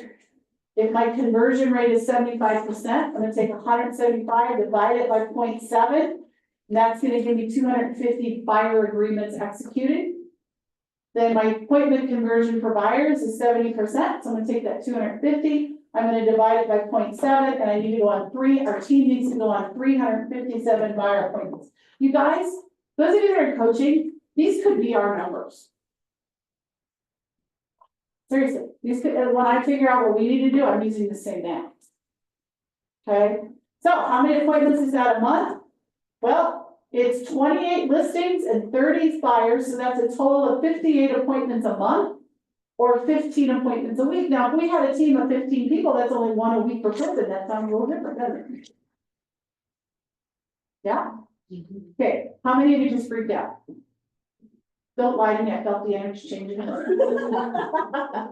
You guys have been like tripping along with me. I haven't seen the yawns, and now I felt the holy garbage. Right? So I'm gonna take this same example, but I'm gonna make it real in Colorado. So in Colorado, we still want to net $1 million. Our total GCI is still gonna be the same, 2.5, our cost of sales are still gonna be 750,000, as is our operating expenses. However, what's our average sales price? 600,000? 600,000, it's funny, that's what I use, right? So 600,000 using an assumed rate of 3% gives me a commission of $18,000. Look at this, 2.5 million divided by 18,000 is 139 units. Does that feel different? Yes, a lot different than the number on the other page, which I don't even remember what it was, but it was silly high. I mean, 300 and some, right? 359. Okay, we're gonna do 139. So if we do the same math, 50%, I'm just gonna check this down, because y'all know how to do the math now, right? So now our total appointments is 133 plus 141, so what is that, 272 appointments for the year? That feels a whole lot different, doesn't it? So now in a month, I need 23 on my team to net $1 million. Wow, that's different. That more doable? Far more doable, right? 6 a week, piece of cake. Even some of you individual agents could do 6 appointments a week. I'm just gonna throw something out there.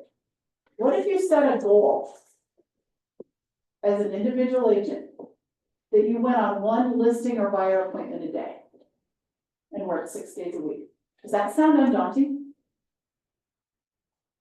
Not with the right level of lead gen. What if you worked every day until you schedule an appointment? What would that look like? Those numbers, that'd be your number. 1 appointment a day. Many of you think I'm crazy, I can feel it. Well, let's do something different. Let's go back, and in this case, we want to net, I can't see it on my screen, 390,000. A little more realistic, maybe, probably. Let's just see at the national level with their assumptions what that does, right? So that makes their GCI $1 million. They're still gonna have their 30% expenses. Actually, they adjusted it, don't know why, but I stay with it. They're using an average commission of 6,885. Wow, they must have moved to Arkansas. And their total units sold would be 145. Okay, so we're still gonna do, this one's gonna do 40% sellers and 60% buyers. So that when they do the math, and again, you guys are following the conversion rates, or do I need to keep going through them every time? Our cost of sales is always gonna be 2,100. Say that again, 21,000. 21,000. yours is gonna be 21,000. Okay. Okay, we're gonna get there, all right? So y'all know how to get to these numbers, right? So then, this person at a $6,800 average compensation needs to go on 13 appointments a month. Is that right? No, 25 appointments a month, 7 a week, 1 a day. But now what happens when we move to Colorado? They still wanna make the same amount of money at 390. Their GCI is still gonna be $1 million. Their costs are still gonna be the same, but when you do an average commission, are you guys ready for this? Cause this is gonna blow some minds in a good way, I hope. 56 units. It's closing a week in a little bit. Okay? Again, they're doing 40% sellers, 60% buyers. They're down to 3 appointments a week. 3 appointments a week. How many of you guys work 5 to 6 days a week in your real estate business or intend to as you launch your business? Okay, 3 appointments a week. How's that sound? Horrible? Undoable? We all can do it. I'm not singled out in my mind. And it all comes down to that one piece at the base of the triangle, which is what? The leads. How are you getting your leads? All right. I still don't like this model because it's not real. Remember I told you, you don't have a 30% cost of sale. You guys all remember I told you that? You have a fixed cost of sale. Do you think that changes the math? Yes. Hugely. So let's play with it. What did I do? I did 390 because I wanted to keep it consistent. And I wasn't giving you all the answers for all of you that just want to make 100 grand. I learned my lesson. Took me 8 years. Okay. Now, you'll notice that I wrote a formula up there. And it says GCI equals net income plus 21,000 divided by 0.7. We don't have 30% cost of sale, right? I told you that. So if my net was 40 and my cost of sale is fixed, cost of sale plus net income is what percentage of the total? 70. Good answer. Okay. So now, if I know my net income goal is 390, and I know my cost of sale is fixed at 21,000, I'm going to take the 390 plus 21,000, and I'm going to divide it by 0.7, and that gives me my GCI of 590,000. Do you remember the 390 on the previous one was much higher than that, right? Because they had that 30% cost of sale, which isn't real. Your cost of sale is 21,000, then your operating expenses are 179. So we're going to use this formula when you're building your models today. Okay? So I just wanted to make sure you guys have that, right? So to net 390, take 390 plus 21, divide it by 0.7, that's going to give you your GCI, and then all you have to solve for is your operating expenses. Feeling good? I even got Debbie shaking her head up and down. Okay? All right. Our average commission, I'm gonna use 18 grand, because I think that's pretty real. Now, for those of you that have been in business for a while, and you've got numbers, you're gonna apply your average commission. If you're selling $1 million homes at 3%, your average commission is 30,000. If your average sale price is 400, yours is 12. We're gonna use your numbers. And for those of you that don't have numbers, we're gonna just talk a little bit about where you think you're gonna be and what you wanna build your business to do. So at 590 GCI at 18,000, you need to sell 33 units. Goodness, Stacy, these numbers sound familiar and I didn't even intend for it to. Okay. We're gonna do 40% sellers, 60% buyers. Again, I'm keeping everything consistent here. Okay, so in order to do this, I need to sell 13 sellers. And that's starting to feel like that's a doable number. Okay, at a 70% conversion rate, it's 19 sales take, 19 exclusive rights to sales taken, right? And then my appointment conversion is 80%, it means I need to go on 24 seller appointments. Well, that's 2 seller appointments a month, right? I can do that in my head. 24 divided by 12, that's 2. The buy side, which is 60%, I needed to get 20 buyers to the closing table. At my conversion rate of 65%, because buyers don't convert as well as sellers, I need 31 exclusive rights buys. If my appointment conversion is 70%, I need 44 buyer appointments. So at the end of the day, I need 2 seller appointments a month and 4 buyer appointments a month. That's 6 appointments a month. How many weeks are in a month? 4. So you can do this a couple of different ways if these were your numbers. You could take it and say, well, I just need to make sure I get 6 a month. But for some of us, we need to break it down to what do I need a week? Well, 6 doesn't divide by 4 very well, because how do I do 1.5 appointments a week? Now, how many of you go to family reunion and mega camp, or you go on vacation, or you take time off around the holidays? Is there anybody who does that? Okay, so the reality is you're not really working 12 months. True? So you could take those total appointments and divide it by 10 to come up with a different monthly number, but here's what I would do. If I need 6 appointments a month and I work the full 12, 6 divided by 4 is 1.5, just round it up to 2 appointments a week. And that gives you that flex time in the average of the numbers that we take a week off, you're still on track. So if you focus it down to, I just need 2 appointments a week. How many times, for those of you that have been in the business, how many times do you go meet with a client who you're helping them with the buy and the sell? It's 2 appointments in one shot. Right? Depends on who your people are. If you're super heavy focused on new home buyers, then you're gonna have to do the 2 appointments a week to get this number. But how many of you are like, well, 2 appointments a week is a piece of cake?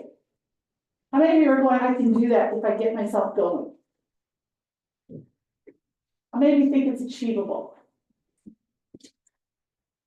Achievable, absolutely achievable. Okay, so, yeah, all right, so our next step would be for you to build your own model. And I'm gonna leave this up on the board. However, I understand lunch is here. And I wanna make sure that our wonderful vendor partners who had this catered in for us get an opportunity to share with all of you. Now, many of you know them, right? Some of them are around the office, you may know them, but many of you don't. And so I wanna make sure you know who they are, what company they're with, and what they can do for you and your clients. So Stacy, do we have one of them around? All right, come on up. Who am I bringing in? Andrea.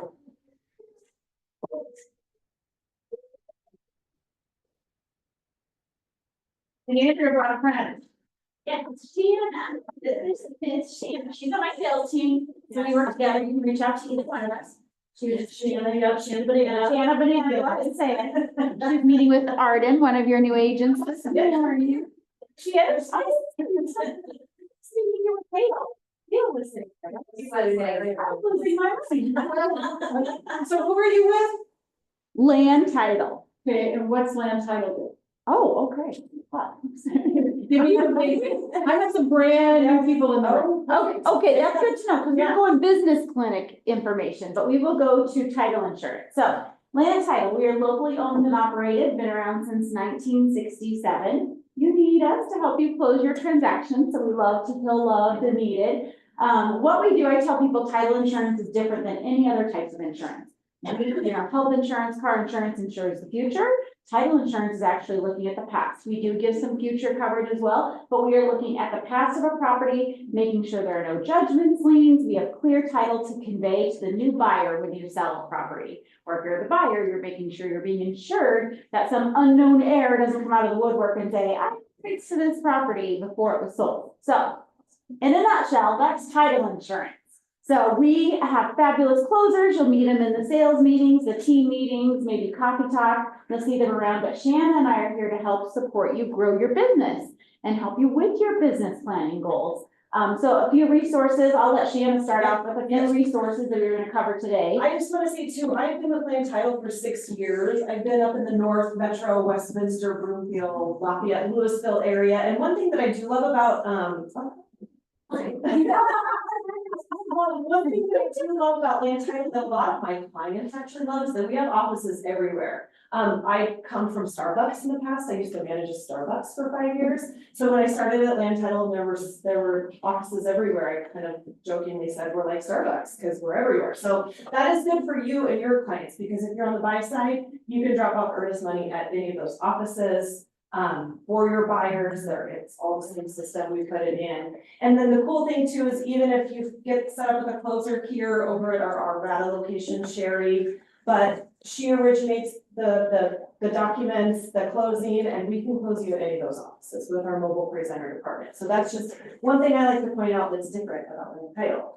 But we are here to help with your business. So things that I can help with, Andrea can help with is, basically finding listings and marketing your listings. This is your listing toolkit.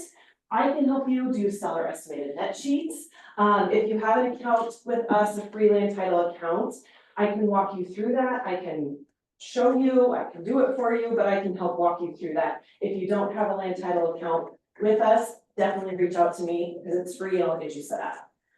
We can also, from your account, order ownership and encumbrance reports. Does everybody know what those are?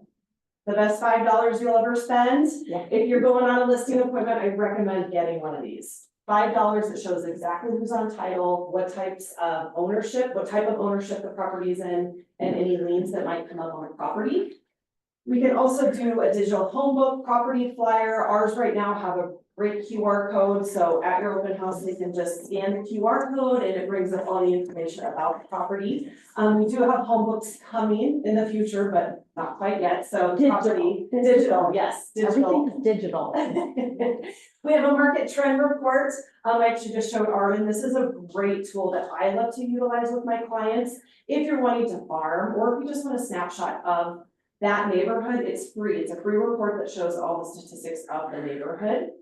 And then social media listing packages, we have so many and we just got videos, fun little videos for social media. So go on our website, lt.digital, take a look at everything that we have because we do keep adding things. Our marketing team has really been doing a great job at bringing in new stuff. So just get on there, take a look. If you do have questions, definitely reach out to one of us because we're here and happy to help. Yeah, so I'll touch a little bit on the referral marketing program. So if you want something that's set it and forget it, we have so many marketing resources, but this is one and you're in the planning mode of like, I really meant to stay in front of my clients and I didn't get, whether it's mailers out or social media posting, we can help make that easy for you. We develop the content ourselves And we just send it to you, you post it on social media, print, mail it, do whatever you want with it. So that's the referral marketing program, and you'll set it up at the beginning of the year, and it would just go out every single month, or whichever way you would like it, digitally or printed. So if you want to learn more about that, will come, the 2025 referral marketing plan will come available in November-ish. So I know a few of you here, I know Amanda and Nikki are very loyal users of the referral marketing program, and it's good just to get your name, face, logo, no matter what's happening in our crazy world. Be seen, be read, be heard, so they know who you are. So just think about that when you're business planning today. Am I being seen? How are they reading? Are they getting materials from me? And then maybe they'll hear my voice someday within their community. So that's the goal. Anything else you could think of you want All I to would say touch on on? that is that we've used the referral marketing as well, and they will customize and they do some fun things, like we use the Avalanche Nuggets one and we put it on one card instead of two separate ones, and our clients love it. Oh, good, yeah. It was the bigger one, but I will also say this, right? It is a forget it, set it and forget it, but here's the thing. Do you know if every one of your clients reads your email? Probably not. Do you know if every single one of your clients looks at every piece of mail that comes in their mailbox? Probably not. So you've got to use a blend of both of those different types of communication styles to get in front of your people in totality. So we love what Land Title does. Their pricing is great. Make sure that you spend some time with these two ladies and help build out your plan. And what I love about, and I can only talk about Andrea in this one, but there was a couple of years ago, I had a client, an agent client in coaching, and they wanted to do something really big. And they went, and they sat down and they choked on the budget and they went, oh my God, we don't have that yet. And so Andrea was great in helping them continue to just bring it down tighter and tighter and tighter until they found the right amount of houses in a specific farm area that fit their budget. And it made a huge difference because they had 3 $800,000 sales in that same 12 months from that stuff. So she can help you dream big and then bring it down to step 1, and then next year we'll move to step 2 and then forward. So utilize those resources, and it doesn't cost you anything for her to buy you a cup of coffee at Starbucks. We're here. It's love to be there for you. Yep. All right. Next time, I think it'd be clear.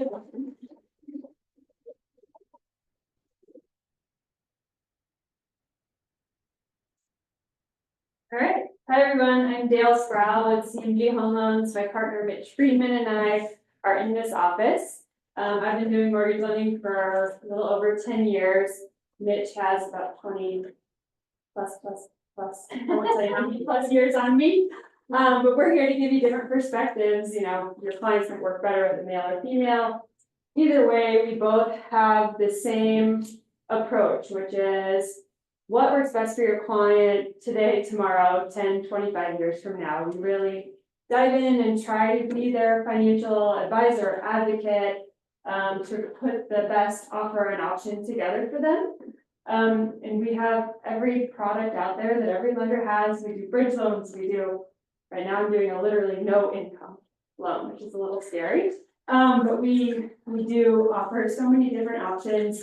And what we wanted to bring to you today as your business planning is remembering to have us pulled in, not only on the buy side, and thank you so much for those of you who have trusted us to help your buyers, but also to support you on the marketing end with your listings. So we just put together a full listing packet that you can have at your listing presentation, helping you to stand out as someone who's got this team to back you and the marketing and financing options that those sellers might need to advertise. So I'll have Elizabeth send a copy out, but just to highlight what that packet has, it's the selling process, benefits of working with a realtor, products and programs. It has flyers in there for renovation loans and advertising lower rates on those listings for those ones that are going to need a little extra love, or when you're fighting over that expired listing with a bunch of other realtors, that helps you stand out as, hey, here's what we're going to bring to the table. It also has home selling tips and tax deductions from selling your home. So that full packet will be available to you and can be tailored with your contact information. And we're of course wanting to help you with your buyers as well. And we have plenty of programs that are unique that I would be happy to take up more of your time individually to tell you more about. Awesome. So here's a couple of things, right, is that I would get with Dale, if you aren't familiar with CMG, and really start to understand. Trust me, none of us are mortgage experts, even those of us that used to play in the dark side of the industry. That's their side. But they have so many programs. So understand at a high level, the different programs they have.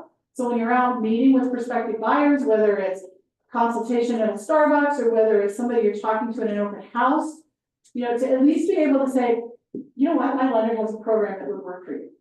Just to have a bit high level idea of what's available, because it blows my mind how much that industry has changed since I left in 2000.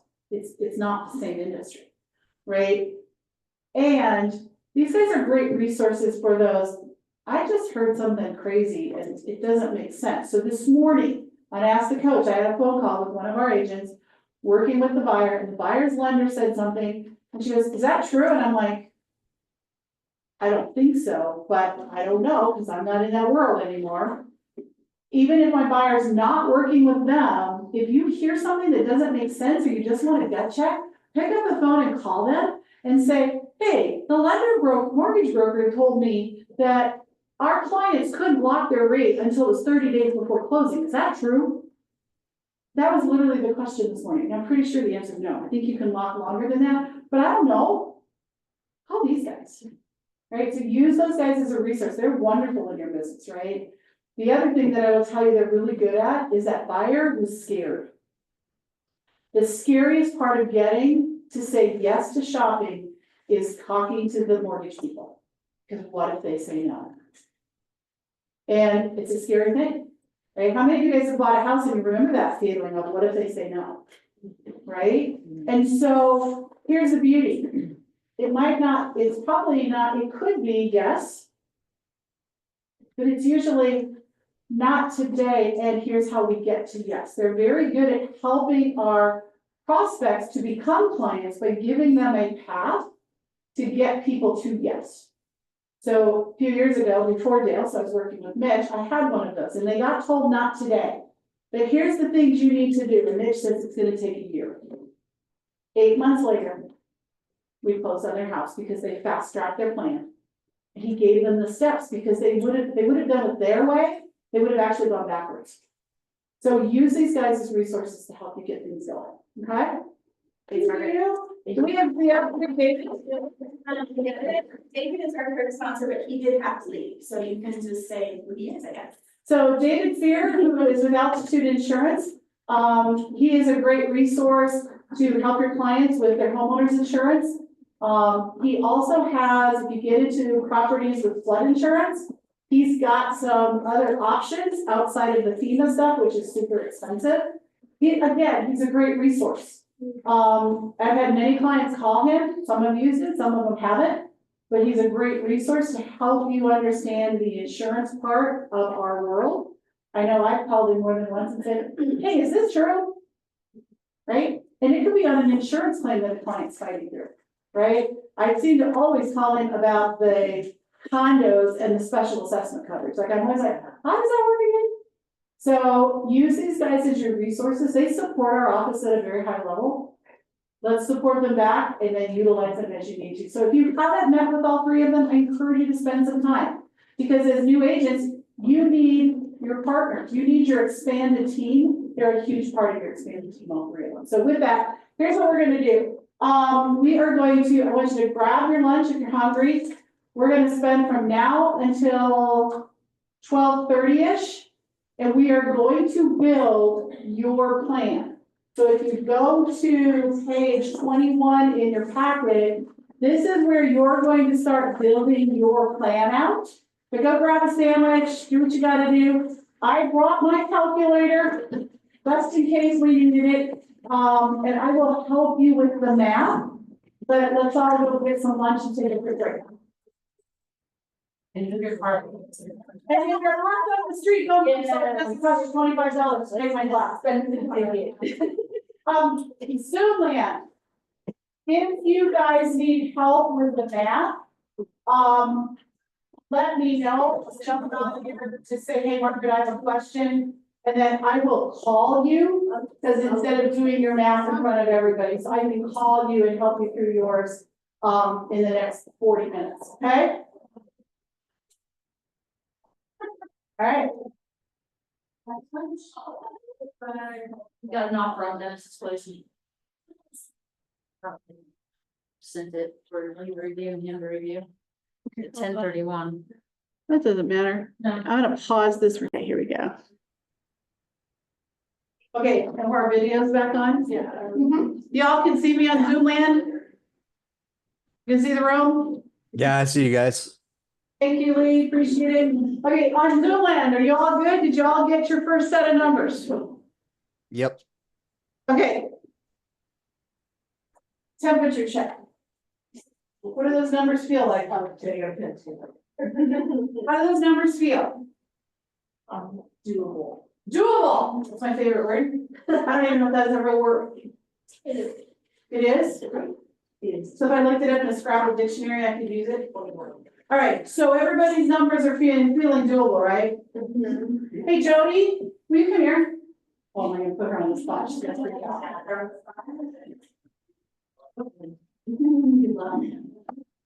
So for those of you that don't know, Jody is the productivity coach up at Foothills, and she came down to take this class with her business partner and life partner as they were building out their business plan for 2025. So they came down to join us.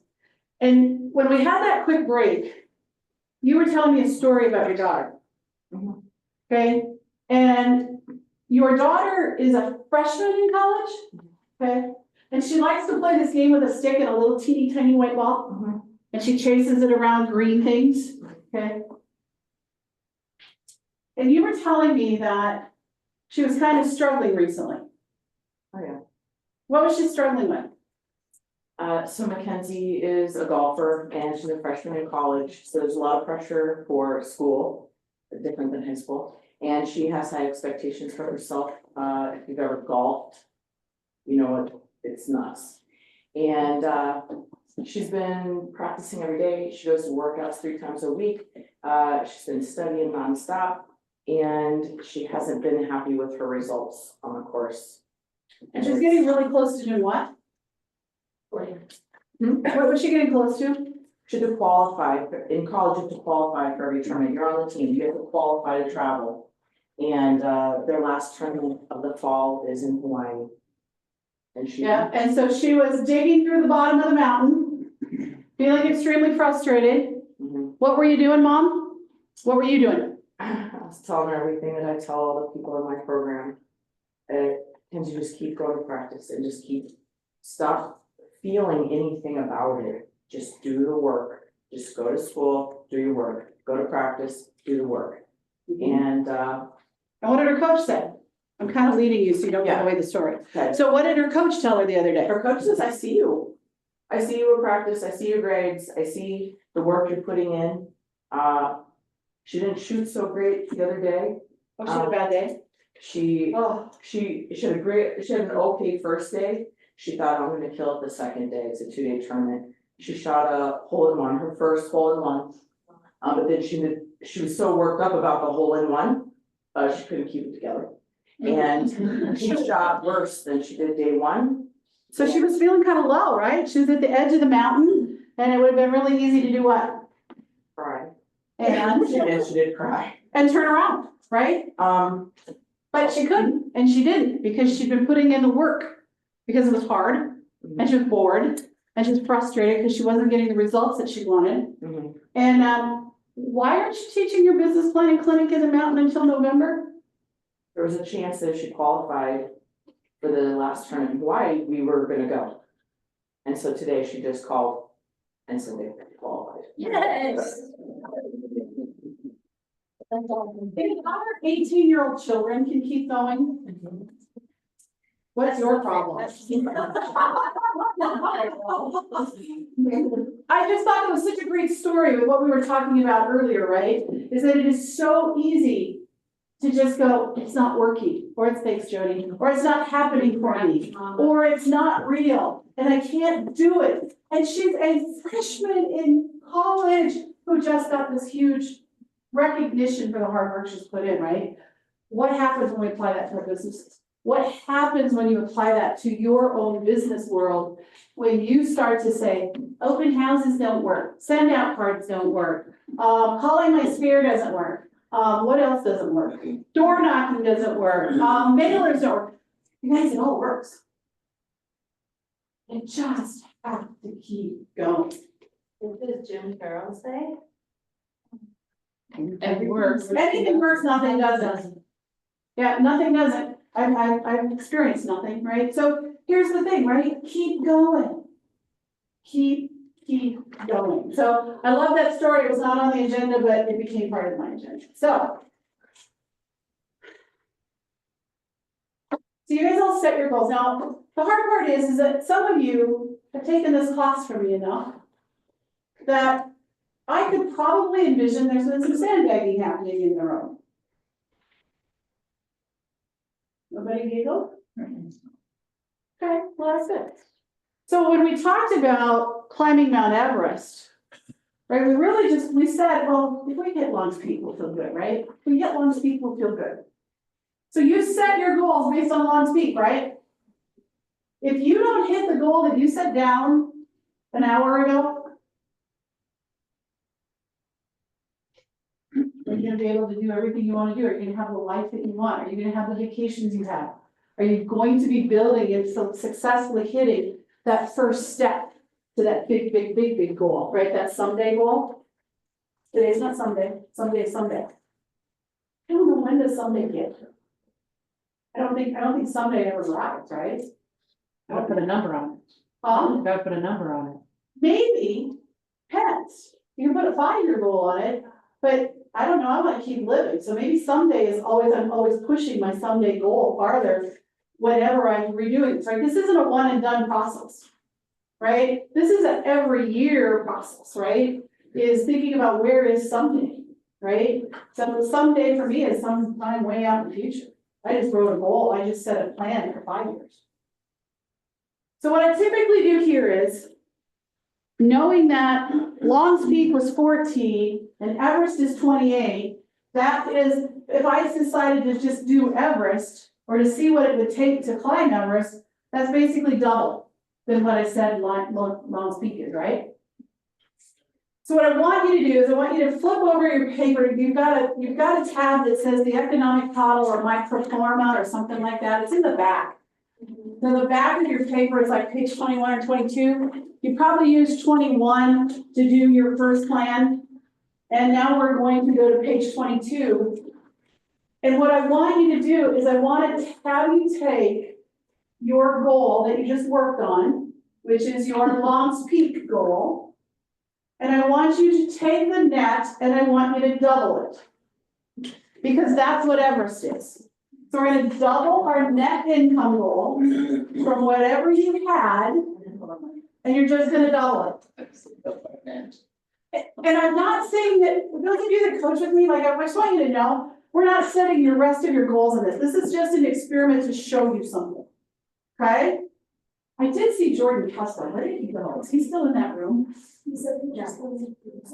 Oh, man, this is right where I normally use them too. So Jordan and Katie did this exercise with me. We were still in the old office.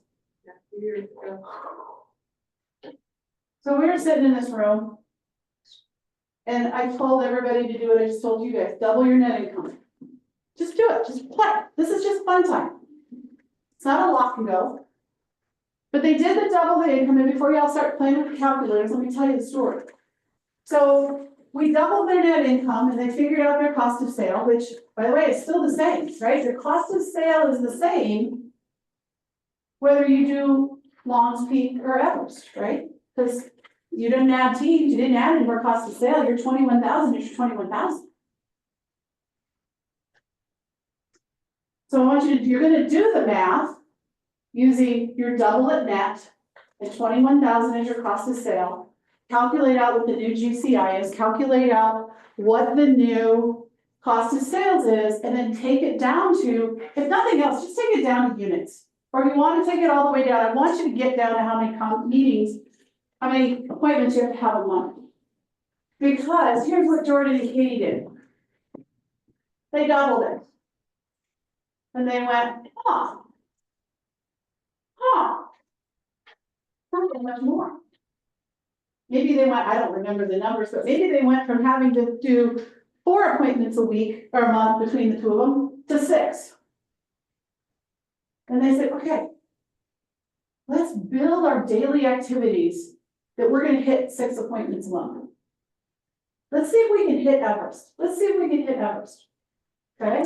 There's not that much more. We can do this. End of the year came. They didn't hit Everest.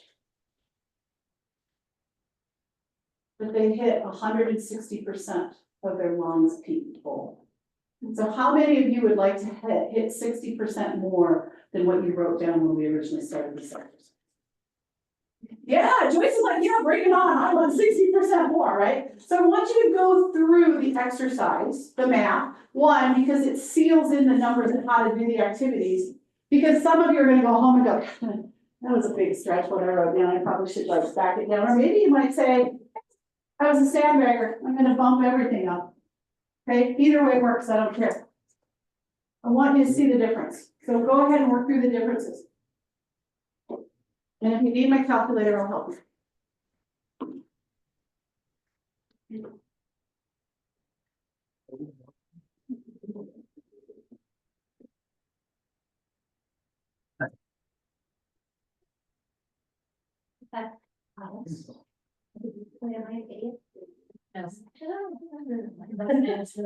So you're gonna take your original net income, you're gonna double it, you're gonna add 21,000 to the doubling number, and you're gonna divide that by 0.7 to get the new GCI. No. Get this. No. Get this. So if you use. Formula, GCI, net income. No, I got that, but now you got your numbers in No, there. that's Right. fine. That's Now you take that, it's that. Nope, No. it's this, this is your double it No, number. to get this, we're good. how do you get that? Right here, the GCI. How do you get your operating expenses again? GCI divided by your average commission. How to get your total units sold? Okay, You so add all this stuff and divide by 18, right? I don't care. So 75 plus 27 divided by 0.7 should get me that number. Yes. And then 37 of that number should get me this. Yes. And then this commission, this number, GCI divided by that average commission gives me this. Oh, so it shows this number. So GCI divided by your average commission gets you your unit count. Oh, sorry. I did it on the other one. I heard my voice. I just got like, for example, my operating expenses I've been doing tomorrow. That's. Already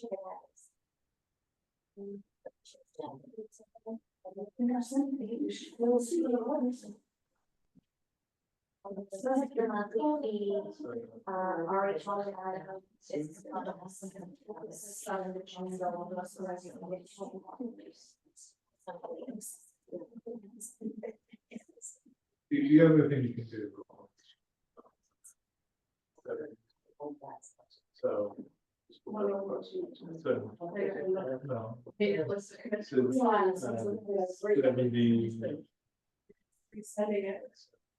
All right, everybody good? Yes, you did. Everybody following? All right, so are you done? Is everybody done? You've run the math both ways, right? You've ran your long speed number and your Everest number, right? Okay, so what happened? Elena, when you go to your original plan, how many units did you need to sell? 14 units, okay, not bad. Okay, so then when we doubled it, how many units do you need to sell? 28? 26. Oh. I can double my income, but not double my work? Huh, interesting. Appointments per week, or appointments per month, did you get down that No, I far? did not, no, I didn't break it down like Okay. Did anybody break it down by appointments per month? Jody, you did? No? Okay, so Casey, on your original number, how many appointments did you need to go on a month? 2. I don't know, I think it's 2. But 21 total and I was 10 months, well, 3. I 10. So 21 plus 23. Oh, and So take 44 divided by 12. It's the last number you do. 44 divided by 12. So that's 4 appointments a month to hit your low goal. Okay, so then go to your double it goal. Okay, then I can't do it. Yeah. Are you there? So how many appointments per month do you need for your first goal?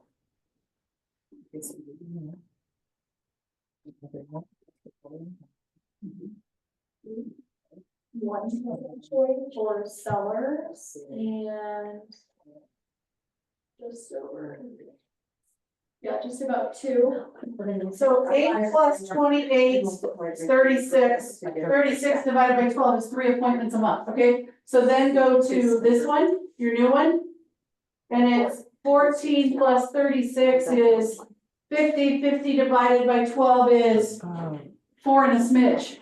Oh, interesting. 1 to 2 more appointments a month and you double your income. You guys, what does that make you feel? Okay, so first of all, I can tell you the energy does not match the reaction y'all just gave me. The energy says you see opportunities. The response you all gave me in silence said it was holy crap. But it's not. Right, Elena? You did this with me, what, 2 years ago for the first time? Yes. Where you actually took it serious and said, I'm gonna go for double it.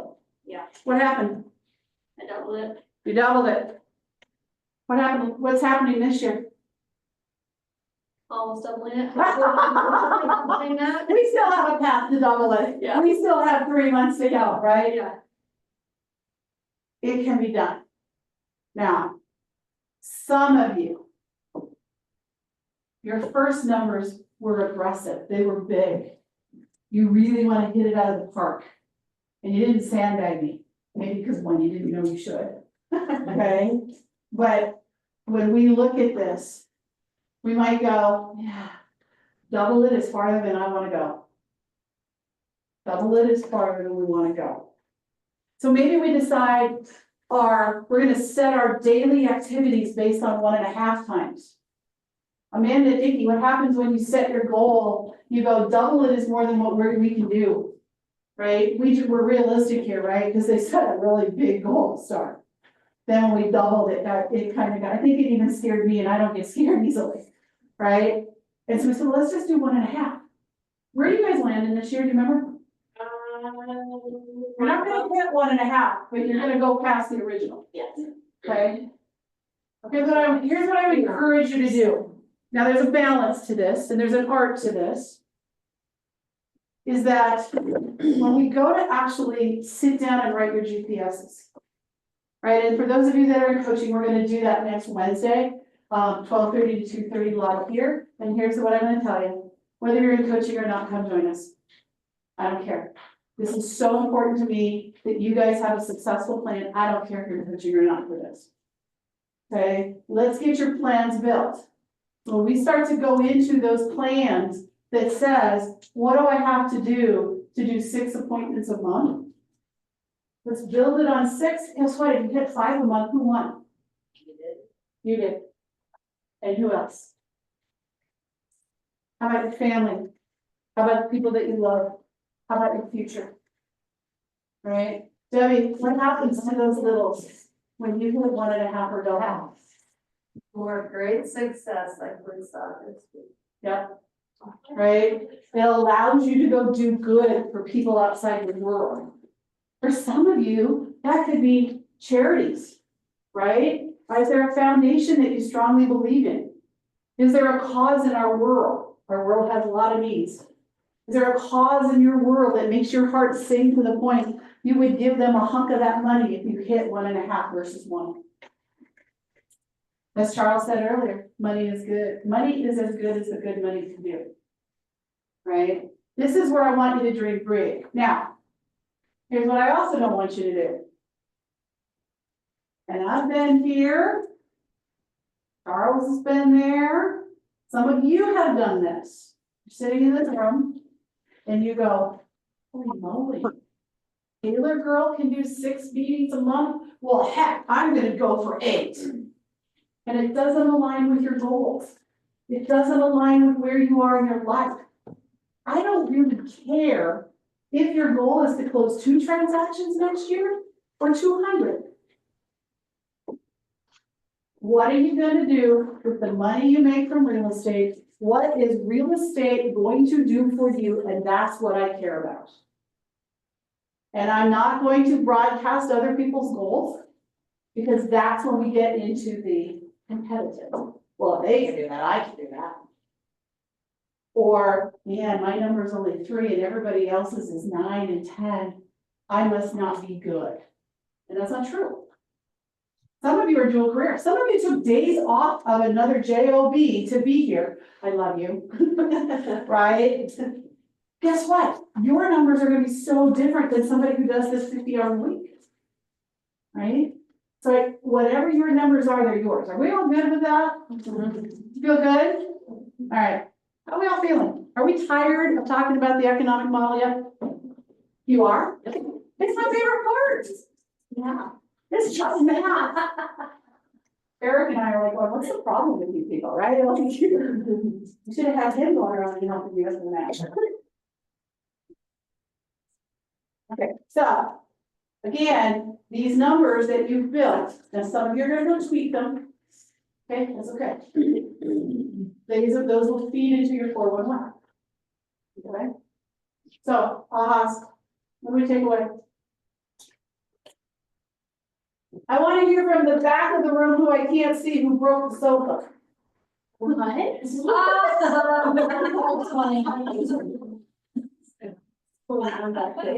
You gotta buy a new sofa. What are you taking away back there? Sherry, Mara, who else is back there? I'll say something. I think, just the last thing about what you said about like comparing numbers of what's just gonna work for you, because I know I was one of those people that got caught up in the have to have a big number and it just didn't fit. You? Yeah, so. Just because Amanda and Nikki want to make $1 million doesn't mean all the rest of you. Right? Can't wait to see what their number is this year. Better be at least 3. Anybody else want to share? What are your takeaways from this exercise? I feel excited. Like I feel like a plan is forming. Like it doesn't feel like this like some abyss of what do I do? Right, I have a plan. Right? I don't know what plan I'm going to execute, but at least have a number to shoot for now. Right? And I'm going to tell you guys, I mean, I said it earlier, right? Like we did the numbers, 1 appointment a day. Forget 3 appointments a week. Is that a doable number? Yeah. Yes. And how much money can you make with that? Now you just have to figure out what you have to do 3 appointments a week, or the 2, or the 1, or whatever your number is. I would encourage you, regardless of where your number is, and this comes back to our mindset as humans. At least set yourself a goal of 1 a week. Regardless of what that math came out to. Because here's what we'll do. Well, I only need 1 appointment a month to hit my number. I only need 2. So it becomes I got more time to get there. What do we naturally do as humans? We procrastinate, right? We go, oh, I got 14 days to find an appointment. I'm going skiing today. I got 13 more days. I'm going snowboarding, or I'm going wherever. And all of a sudden, day 13 hits, and then what happened? You got nothing. And that's scramble mode. So at least if you have 1 a week, whether you hit it or not, it gives you something to accomplish every week, and it allows you to take vacation time. It allows you to go to your kids' activities. It allows you to take that last minute trip to Hawaii, right? I'm willing to bet the Dolph team, who by the way, is in the top 100 in our region, and they're here learning, right?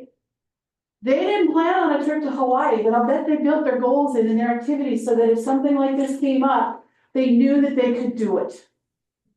Right? Because we all have things that happen in life. We can't plan for every single one of them, good or bad. Right? So set your goals and then set something in your world that says, okay, it's Wednesday. I'm just picking a day. You can run your week however you want to. My weeks run Saturday through Friday. Whoa, it's Wednesday and I don't have an appointment scheduled yet. What am I doing now? I'm getting laser focused. I'm pulling up 15 per protocol and I'm doing whatever it takes to find that appointment.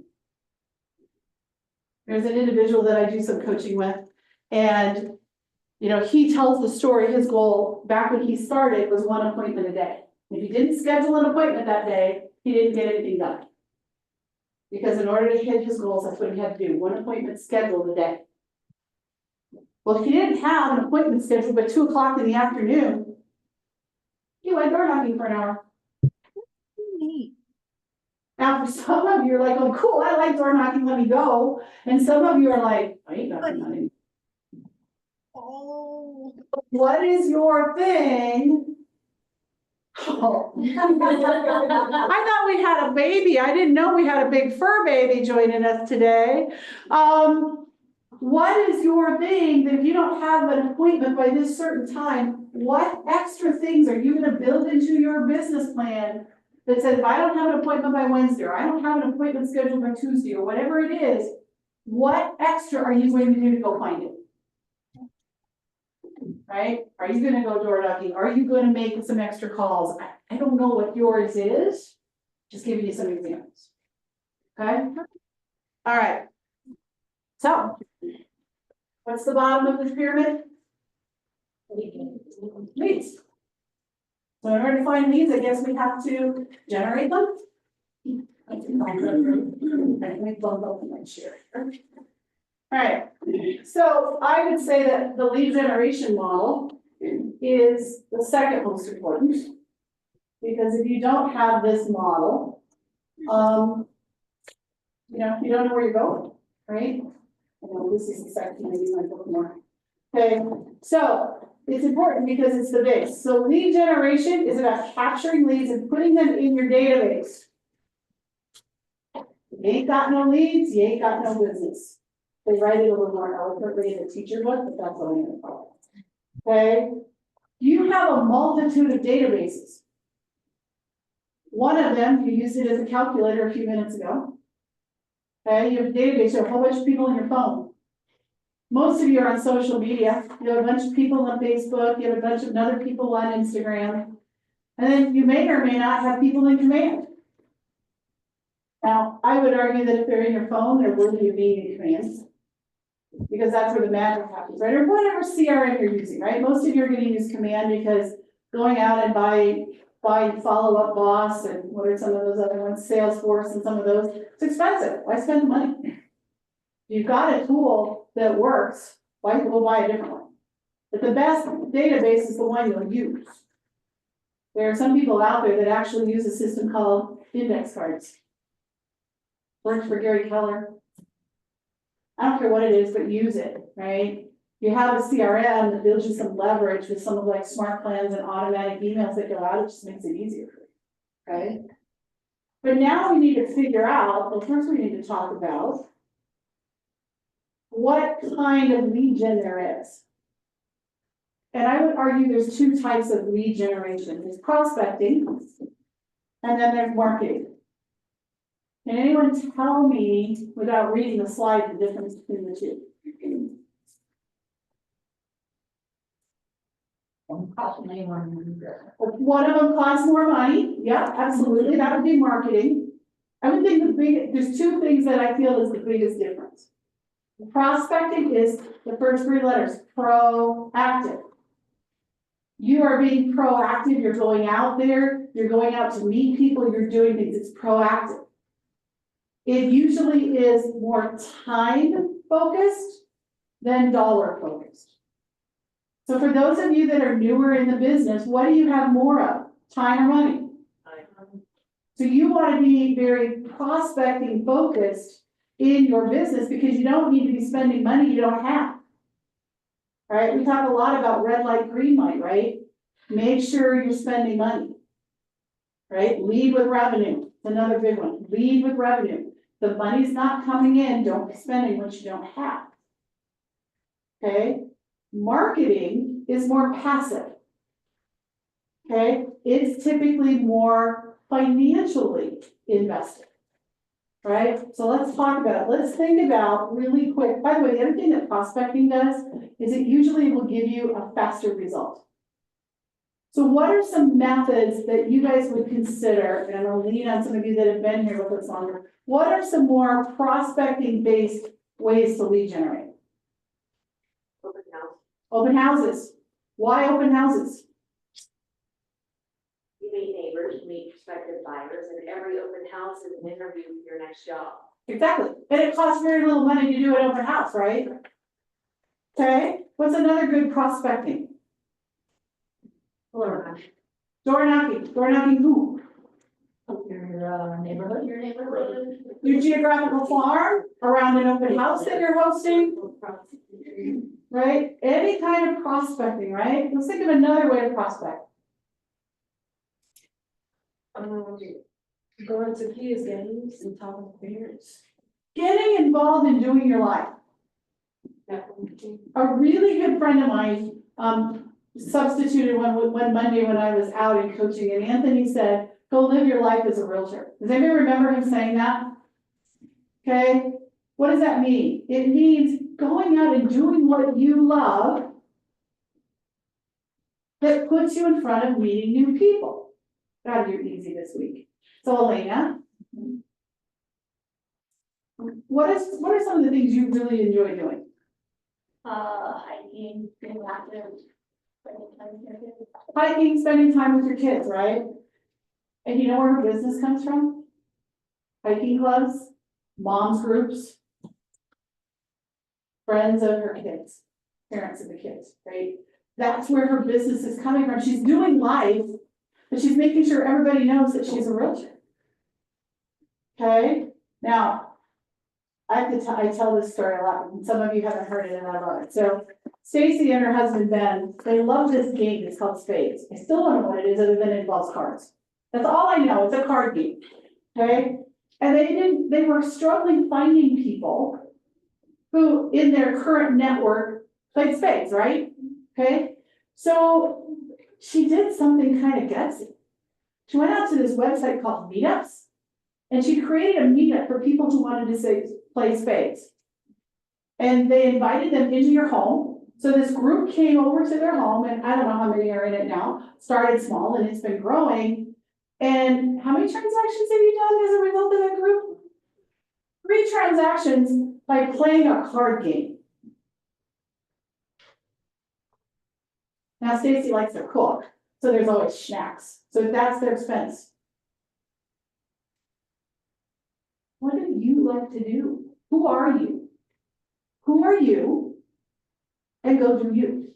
And just make sure that the people you do you with know that you're in real estate. Right? And you don't have to be obnoxious about it. But let people know, right? That is a great way to prospect, and it's super low dollars. Right? So think about those things. So that's some prospecting. Okay, let's talk about marketing. What are some examples of marketing? Social media. Okay, wait a minute. So social media, that one I would say is probably more prospecting. What the other one did you say? There was. Oh, out there. The billboards, magazines, SEO. Postcards, paid online advertising, billboards, radio ads, TV ads, ads down at the Rockies. Oh wait, they don't exist anymore. The Broncos Center, like wherever, right? Like depending on how big you are, right? Those are expensive. The little things on the grocery carts. You guys see those? How many of you have been getting phone calls again about, hey, we've got a great deal in your neighborhood, you can spend $1,000 and you will put your name on a grocery cart. Or on the hand sanitizer thing. Oh, yeah. Yeah. Wherever I wanna be. Right? With lots of stuff in, a little big roll, that'd be better. The best one I got was the one that you put the, in between your order and my order on the belt. Oh, the The divider. separator. Yeah. And it's like, what King Soopers or what Safeway, first of all, has lanes open. To even use them. It's such a divider.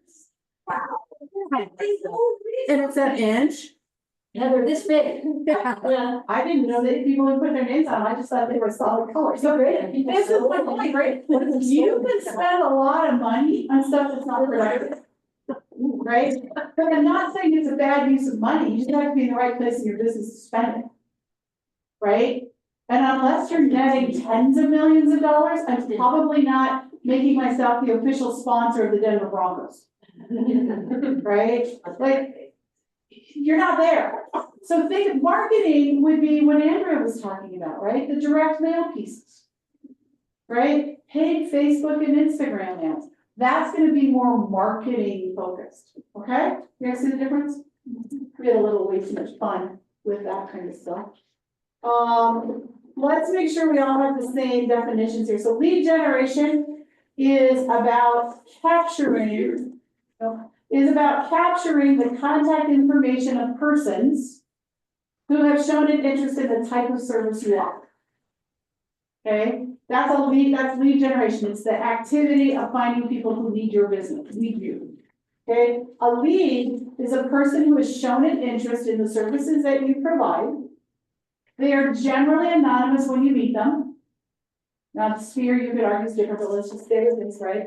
And you put them in your database, so think about it, people that come in from the open house, people who respond to your Facebook ads, that's a lead. You put them in your database and now you're gonna start communicating, but you're communicating one way, right? They're not responding to you.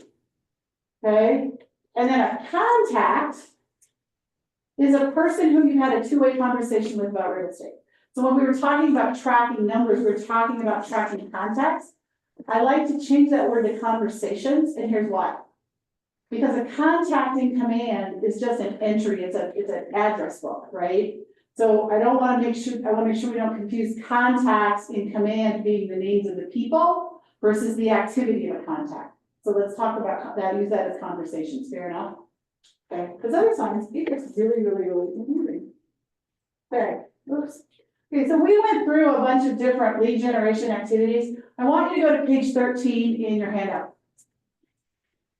And on page 13 in the handout, it has a list of a variety of different of sources of activities that are revenue generating, some that are prospecting, some of them are marketing, and some of them that are a little bit of both. And I want you to go through and I want you to circle any of the ones that you think you would do. Like, maybe I would do it.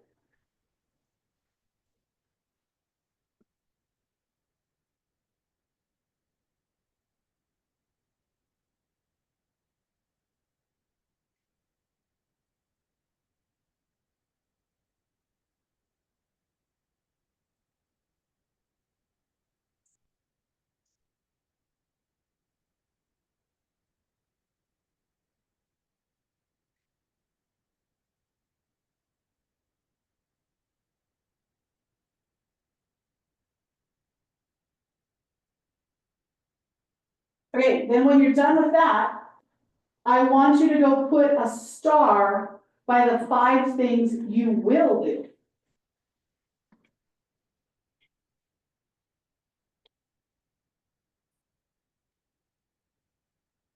Circles, maybe, stars will.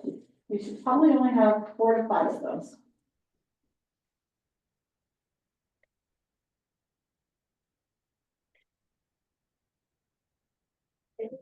So like here walking, is that what that means? On which one? Yeah. I think it's like explore beauty. And we do get them. All you gotta do is sit in that front office, they walk right into you. Let's see it down to the nitty gritty or just sort of like phone or face to face. I don't know, however you wanna do it. This is your exercise for you, not a test. So you're gonna circle the ones that you might do, and you're gonna asterisk the ones that you will do.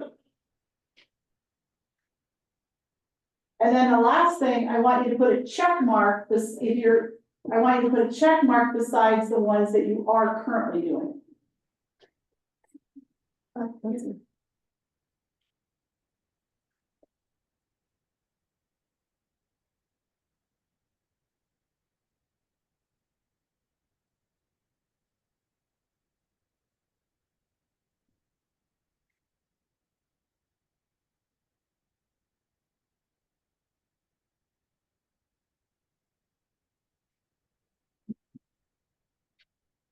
Bring that piece of paper with you next Wednesday to the GPS class at 12:30. Okay? All right, and I'm looking at the time, and I'm gonna respect your time to get you guys out of here at 2:30, so I'm gonna pick up the pace a little bit if that's okay. All right, so we know that 82% of our business comes from 4 sources or less. So you don't need to have a gazillion sources of business. You just need to have 4 that you do, 3 to 4, 1 to 2, that you do really, really, really, really well. And that's the key. You want to do it really, really well. So if, I think you have this, do you guys have this in the book where you've got your top lead sources? I should have copied one of those for myself. No. Not in there? No.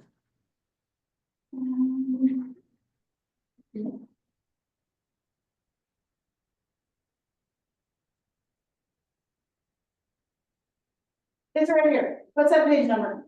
Page 23. So page 23, there's a section there that says my top lead sources. For those of you that have business in your world today, I want you to spend some time thinking about where are you getting the business that you have. So go back and look at, we don't know today, we're not gonna spend a lot of time, but I want you to go back and look at your business. Go back and look at your closed transactions of the last year or two, and where did they source from? Did they source from your sphere? Did they source from your geographic farm? Did they source because you called expireds? Did they source because of open houses? Where did the closings that you've had in the last 12 to 18 months come from? For those of you that are new in the business, you're just not gonna fill that out yet, right? Because you don't have a source yet, and some of you do. So for those of you in the business, I want you to spend some time with that, because that's where you're going to take that. And if you've got a source that's really strong, so Debbie, what, just off the top of your head, what would you say your number 1 source of business is? Repeat referral. Referrals and repeat business. Okay, it's been good to you. What could you do to your business to double down and get more business out of that group of people? There's always room to double down and do more within that, right? So, and now I don't know Debbie's business, so I'm just gonna like pretend that I do, right? But let's say that when she looked at her referrals and past clients, that's where she's getting this from. And maybe in the past, she's only participated in one event. Maybe the only thing she does with them is she invites them to the office breakfast with Santa or annual brunch, whatever you wanna call it. Okay, well, if that's a good source because she's been doing events with her past clients, and she's never done a pop by before, what does it look like if next year she adds in going and popping by her past clients and hitting all of them maybe twice in the year? With just a pop by, knock on their door, hi, I was in the neighborhood, you know, here's a Valentine's thing or whatever it is, right? What does it look like if maybe she adds another event? What if she adds in the springtime? Everybody does photos in the park in the fall. What if you did photos in the park in the spring? Right? If Debbie's getting success with her past clients and she's only doing one event, she's seeing that that one event is resulting in business, why wouldn't you double down and do something else with those people instead of going out and creating a whole new lead source? Right?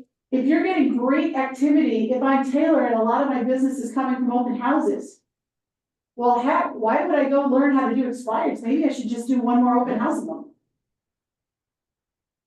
Right? So for those of you that have been in the business for a while, I want you to spend some time thinking about where are you getting business today and how do you increase your activity level within that source that will naturally increase your business instead of reinventing the wheel.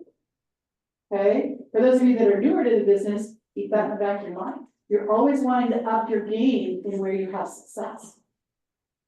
Okay? All right. Margaret, Yes, ma'am. Yes. quick question.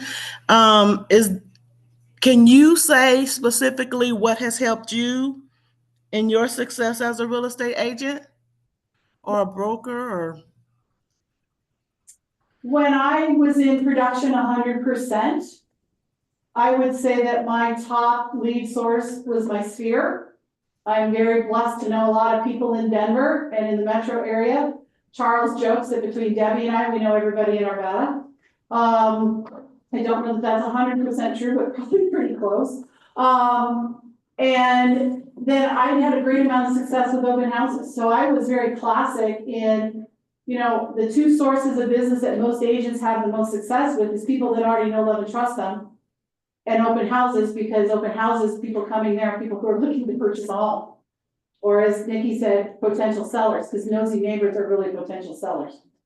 Don't ever let them tell you differently. So that for me, that was probably the answer for me. I also did some geographic farming. I had limited success in that.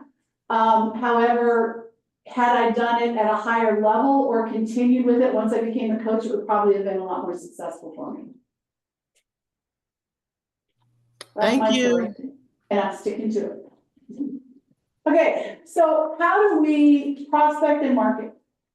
So this little funnel, kind of a funny little funnel, it's more of a cylinder, but you get a name from somewhere and you put them in your database. Now, the key is you gotta use tags in your database, so you know where they come from, right? Especially with the do not call list and all the requirements on that. You gotta know where your sources are, because if you met them at an open house 6 months ago, you better check them on the do not call list before you dial them. Okay?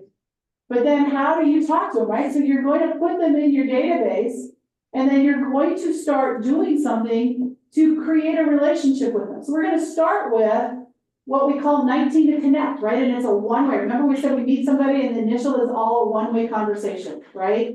And there are systems out there called 19 to connect, which is just basically cementing that relationship. By the way, you can find smart plans to help you guys do this, but you need to be in front of them, okay? I like to use 10 days of pain in this environment where I'm touching them fast and furious early, okay? I want them to know who I am. And I'm also going to use different methods of communication. How many of you love email? How many of you, like, that's your number one favorite way to get information is through email? Anybody? Oh. I tell people too, so I don't have to respond back to it necessarily. Okay. So I would say this room is probably pretty true of the world, right? For those of us that say, well, I put them on an email campaign. Okay, nobody that I can see, raise their hand. I couldn't see down below, like on the broken sofa. I couldn't see if they raised their hands, but nobody that I can see raise their hand that email is your favorite way to communicate. How many of you like talking on the telephone? Few of us? Okay, all right. How many of you just would prefer text as the only way people talk to you? Uh-huh. How many of you like direct messenger and social media? Okay, look at this row. We have to hit them where they want to be touched. By the way, I am one of those weirdos that likes email. I just wanted to see if anybody else did. But the reality is that we are a very good example of what our population, our client, our prospects are like. So when you first meet somebody at an open house and your only way of communicating with them is putting them on a monthly neighborhood nurture, you might as well, you just wasted your time, because nobody here raised their hand that they like email. So you want to make sure that when you build these touch plans, that 19 touch to somebody you met, that you're hitting all the different methods of communication. So I'm going to go back to this coach I work with. He does a lot of expires, but his team does a lot of open houses. And when they first get that lead in, they touch that lead 3 times a day for 3 consecutive days. Now, how many of you just went, they did what? 3 times a day. Anybody think that's overkill? Yeah, what are they saying? Yeah. Well, you coach with them. Okay, so at 8 o'clock in the morning, day one, they might call. Then at noon, they might text. And in the afternoon, they email. And on day two, they text. And 8, at noon, they email. And the late one, they call. And on the third day, they email, they call, they text. Now, how many of you have not read your email today? Me? Okay, so if I sent you an email at 8 o'clock this morning, have you seen it? But if I texted you at noon, how many of you would have seen it? So do the people even know that I even emailed them at 8 o'clock this morning or I called? They don't know. So the only person whose head says, that's overkill, is yours. Because they're not opening their email, they don't even know. How many of you ignore phone calls unless the name pops up? Do you think your name is in the phone directory of the person you met at the open house yesterday? So are they answering your phone call? No. 3 by 3 by 3. So if you do talk to them on day 1 or day 2, you don't continue doing that routine 2 or 3, like. That's the yeah, right. I thought you said, I was like, what do you say the second time? Wow, why do you say this? There's a 3 days in a row. This is about making the connection. Oh, making it. Okay. Right? Once you start a conversation with someone, now that's when you use the follow-up system. Everyone's talking. Hey, Jody, is your husband back there? Okay, well then you gotta come back up here again. So Jody and I, we went down to Albuquerque and to a coach's session. I'm all about using other people's examples, and so you're Carrie has had a really good success with a certain portion of your business, and I'll help lead the witness in his follow-up plan. Oh, yeah. Okay. Okay, so how does he gets this lead, so you guys buy a lot of leads or use 72 sold or did, right? So they do a lot of online leads. Okay, I'm not saying that's good, bad, but I just want to use this as an example. So you get an online lead and he's doing the 3 times a day, making that connection. Just stay with me. Okay, he's made a connection, he's had a conversation, and now he needs to do something in the future. How does he keep track of that? He puts everybody in command, he tags them, how we know them. And then puts that contact into command, tags them, and then he sets a task. He only works by tasks. And he sets a task to reach out to them tomorrow or the next week or whatever happened from that first interaction. So actually, every single person in Kelly's database has a task, every single one. So all he does is open up command and sees what his tasks for the day are, and he does them. He's like a machine, if you know him, he's like a machine. He's boring, he's got a system. Oh. He's not boring, but he's boring. And I asked him when he first decided to be a realtor, 4 years ago, I said, well, what do you think your strength is? And he says, follow up. He goes, I'll follow up with everybody until they tell me to stop. He was in sales before. And so he is way better than I am at follow up. I really don't have a plan, but he is consistent and he does the same thing for everyone. And he uses command. Yep. So to answer your question, once you get that first connection, based on the conversation, then you create the task to tell you what you need to do next. And depending on the conversation, I may or may not throw them into a smart plan that reinforces some of that, right? This is where you get to learn and decide what to do with your business, but using those tasks in command, top 100 team, come on. You think it works? Is there a command for dummies? Yes. Like, So, seriously, like to start. Chris Voorhees. Well, I know he does, I'll but let I him- guess it's to start at your own pace, so. Command for dummies. Okay, so Chris Voorhees is our tech trainer, right? So he does teach classes on a regular basis in the Market Center about command. There's also a weekly command class that's led by our regional tech director. Yeah. And so those are 2 places right there you can go. Chris is amazing, is that if you picked up the phone or called him or sent him an email and said, hey, can I meet with you because I've decided I'm finally going to embrace command in this section and I really want to learn the best practices and the how-to from you, he will absolutely make that happen. So that's where I would start. Okay? All right. So, 19 to connect. Once you have a two-way conversation, right now that's when you start doing those 36 touch campaigns. Right, I saw a really good one, I took a screenshot of it on my phone this morning, but I don't have my phone, so I'll send it all out to everybody, but it was literally like they talked about emails and phone calls and all the things, direct mail and how many times to do them and building in the events, right? But we know if you touch a client, a prospect or a Sphere member 36 times a year minimum, with all the different ways to touch them, you want to be top of mind, right? Charles talks about it all the time. How are you top of mind? Well, it's by using these systems, right? So 12 emails a month, 12 direct mail pieces a month. Well, there's 24 out of the 36. 4 phone calls a year. Now I'm up to 28. I'm almost there. Throw in a couple client events. Oh, by the way, client events are a great way to touch people.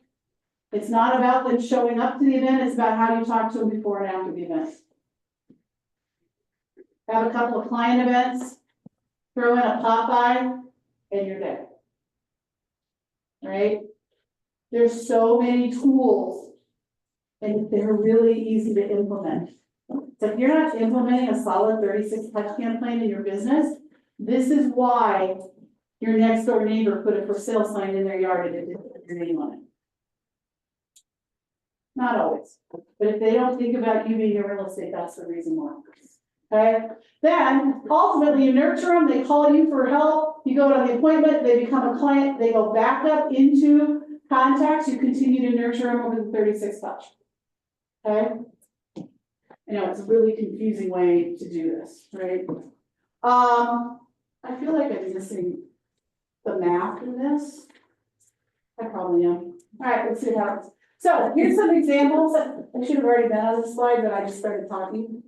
But this talks about the different ways to do it, right? 19 to connect, so quarterly phone call.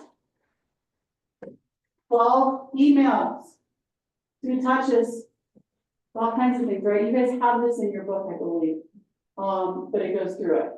I would say that the events that the office has, especially the Breakfast with Santa, I rebranded the annual brunch.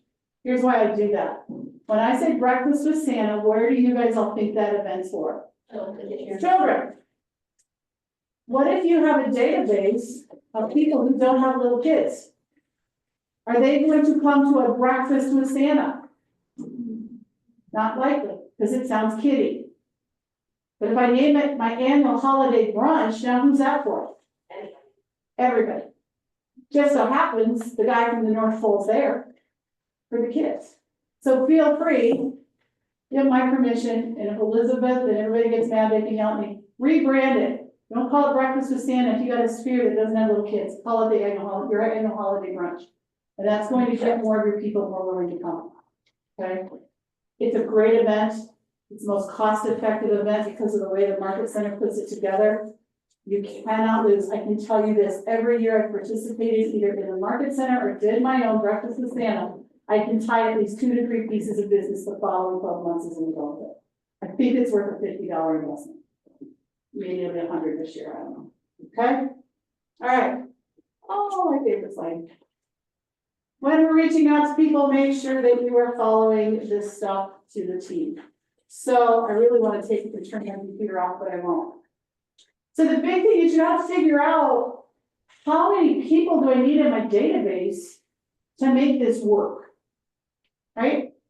Because some of you may not know a lot of people here, right? So how many people do I need to go meet? Right? So we know how many we're going to know how many conversations we need to have after next week. So now we're going to start chunking this down. But we have to figure out how many people we need. So here's what we know. We know that 6% of the people in your database who you have had consistent communication with, I can throw that part in there, just put it in command and don't read anything else, this won't work. But if you're communicating with people on a consistent basis, 6% of the people in your database will either do a real estate transaction themselves or they will refer you to somebody. So, how do figure out how many people that you need. Right? So 6% are gonna do a transaction and half of them would transact with you. Okay, so it's algebra. Okay, so do you guys know how many people in your databases? Do you know? Well, that's your home, because you're gonna fill this out, it's in that lead generation section, and part of it says, is how many people do I have in my database? Is that on there somewhere? Okay, so if you just do that right now, take that number that's in your database, and you're gonna take that number times 0.06. What do you get?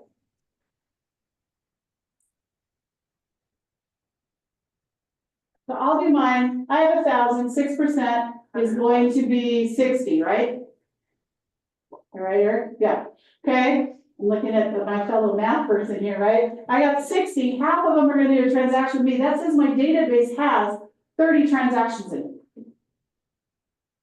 it. Does that 30 match my number? Oh, I have to figure out my number, I don't got my number. Okay, so take your database times 6% and then cut that number in half, and does that mirror your transaction count that you did on your business plan that you need? Okay, if the answer is no, then your database isn't big enough, so now we have to reverse it backwards to figure out how many people you need in your database. Are y'all with me? So here's what you're gonna do, and we're gonna do this together, and hopefully I do it right, because they didn't give me the formula. Where's my calculator? I lost my calculator. Okay, so if I had a transaction count, let's say I'm gonna do 12. Is that a good number for next year? If I wanna do 12 transactions next year, I gotta do a lot of dividing instead of multiplying, I gotta do this backwards, right? So I'm gonna do 12 transactions, and I know that half of the people in my database that are half of the 6% will do transactions with me, I just have to divide and divide, right? So I'm gonna take 12, I'm gonna divide that by 0.5. And then I'm gonna divide that number by 0.06. And in order to do 12 transactions, I should have 400 contacts. I'm just gonna double check it. 400 times 0.06, yep, 0.5 will get me 12. Okay, so if your number's 12, and you don't have 400 people in your database, you gotta start feeding the database. I would argue you need to always feed the database, because some people will leave. Those numbers one more time. Take your number of transactions, divide it by 0.5, and then take that number and divide it by 0.06.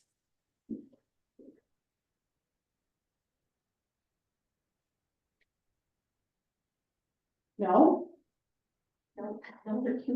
Your number of transactions, what's your number of transactions, Elena? It's gonna be 4,660. What's your number of transactions? 14. 14 divided by 0.5 takes me to 28. Divide that by 0.06. 0.5. It's 467. I was thinking 5%, so I did 0.05. Got it. There you go. Yeah, there's a big difference between 4,600 and 466. Okay? That's a simple way to figure out how big your database needs to be. This is the one place, even if your doublet number was extreme, figure out how far off you are. Right? Nikki, what was your guys' doublet number? I'm just curious. 200. Give me your unit count. 80? 105. 105 transactions will get you 2 million net. Yes. 105 divided by 0.5 divided by 0.06. They need 3,500 people in their database. No, wait a minute, that's a team with a really big goal. I just wanted to see how unrealistic it was, right, or where it was. But the reality is, I know their database, they're not far off. So you build it to where you are. I did that as an extreme. Most of you, who else has got a doublet number? Give it to me back up. 250. 250 transactions? Or transaction volume, 22. Sorry. 22 divided by 0.5 divided by 0.06. 733. We're halfway there. So you can think about building your database to get to that doublet number.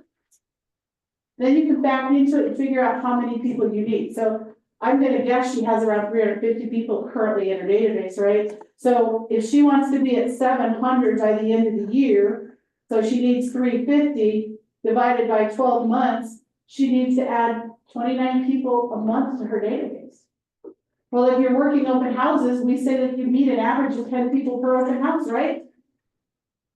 If she did open houses 3 out of 4 weekends a month, the numbers say she would increase her database to be at 700 by the end of the year. That's how you start breaking these things down to make them so you can hit those bigger lofty goals. Does that make sense? Did I lose anybody? No? Not yet? Hey. Usually by now, I'm not. All right, lead generation best practices. These are good. Margaret, Yes. hear me? So are you taking the number of transactions and dividing it by 0.5? Yes. Okay. And then dividing that by 0.6, 0.6. 0.06, yeah. Got it. Okay, so lead generation best practices. These are not in your book. I just want to talk about it. Lead generate every day for as long as it takes to achieve your appointment goal. Okay. Time block for lead generation in the morning. I want to talk about that. Hi, my name is Margaret. I hate mornings. I've always said since I was a kid that if the day started at noon, I would be really happy. If your day starts at noon, it's okay. I just want you to be consistent. We know that if we do, I haven't used this analogy for a long time. How many of you heard the saying, eat the frog first? It's a book. It's a book. If you eat the frog first, the frog is the thing that probably tastes the worst on the smorgasbord, right? And for many of you, lead generation is a frog. You will do everything possible to avoid it. Trust me, I watch how well people clean the office up at the North office when they don't want to do it. It's called procrastinating. Okay, so here's the thing. If you do the thing you don't want to do first in the day, what is the rest of your day like? It's fun, right? The other thing is that how many of you, and I know this happens to me on a daily basis, right? I come in with a plan. Like yesterday, I had a plan at 8:30 to 9, I was gonna write this one email that I had to get out that day. Well, guess what? I got derailed. And that email didn't go out until probably about 1 o'clock in the afternoon. Am I the only one that ever happens to? Okay, get the stuff you have to get done first, and the most important thing in your real estate business is what? Lead generation. Lead generation, because if you ain't got no leads, you ain't got no business. Just go do it. Whatever it is it calling and texting and reaching out to your sphere? Is it taking the time to do your send out cards for the week? Is it going and, I don't know what you do, whatever you do it first, get it out of the way. I do recommend when you're making care calls to your sphere, which is a completely different thing, but when you're making care calls to your sphere, I do like to mix up my call times. Right, like I like to call, if I'm gonna call, like one day I think I'm well, business builders are 9 to 11 on Tuesday, so that's one of my favorite times to call, because 9 o'clock's not too early in the morning. Right, but does everybody pick up the phone at 9 o'clock in the morning? Nope. Not when they're a doctor in the OR. Do you have a chance of getting in at 6 o'clock at night? So pick one day a week where you mix up your times, right, when you're done, okay? Lead generate time consists. Okay, so when you're calling, you gotta prepare your list. We have tools like the DTD2, we have systems that are out there that you can use to help build your call list. Practice your conversations, right? And this is true not just in lead generation, right? But when you're gonna have a conversation, the best thing you can do is plan for it, right? Don't be spur of the moment with it, right? Figure out what you're gonna say. So practice your scripts. If that's the day that your calling expires, practice your expired scripts before you do it. Get role play partners, right? Those things help you. Then take action, whether it's calling, texting, emailing, social posts, whatever you're doing, go take the action. 5, 4, 3, 2, 1, go. Learned that at family reunion from Mel Robbins. 5, 4, 3, 2, 1, go. Maintain and follow up your commitments, put in your notes, put in your tasks, do the things after you have the conversation. Okay, when lead generation is done, follow up those that you've contacted previously and then go back to them. So using a follow-up system, like if you're following up open house leads or expires or FISBOs, go back and follow up on this. The other thing is that when you are lead generating, you need to create yourself a bunker. Okay, my bunker today is sitting right out there and someone else is manning my phone. Okay, but if somebody called me, do you think I should just go out and take a call quick? It's the same thing when you lead generate. Right? Now, it's okay to maybe take a quick message, and there's a difference between acknowledgement and response. Right? If you acknowledge, if somebody calls, or maybe they call a couple of times and I'm in the middle of lead gen, I don't want to stop what I'm doing, I'm on a roll, right? And when you get going, you're making those care calls, you start having fun, you don't want to quit. And then somebody sends you a text. I want to talk about an inspection. Don't stop what you're doing and deal with the inspection. But on the same token, the customer experience in our brain says, but I don't want them to feel ignored, right? Anybody feeling that? Just quickly say, I'll call you after 12 and send it and go back to calling. Acknowledge the incoming call, acknowledge the incoming text if you need to, but don't solve it. Solve it on your time, not theirs. Is that fair? Okay, that's one of the things I learned this summer. I'm still working on it, but it's a great tool. They don't feel ignored, right? They don't feel ignored because you said, I'll call you after 12 or whatever your response is. You've acknowledged them and then you'll solve it when it's time to solve. Fair? I love that. Avoiding the lead generation traps. Not using both prospecting and marketing in your lead gen. You got to use them both. Depending on where you are in your business, for most of you, prospecting is probably going to be 75 to 80% of what you do. Relying exclusively on referrals for ads to your database. Oh no, referrals aren't enough usually. You got to go out there and find people. Undervaluing the benefits of touch campaigns or not using them at all. They do matter. You know, we did the experiment, nobody reads email. But yet we have a 40% open rate on our emails that we send out. So they do. Avoiding the quarterly calls to each person in your database. How many of you do that? Avoid it.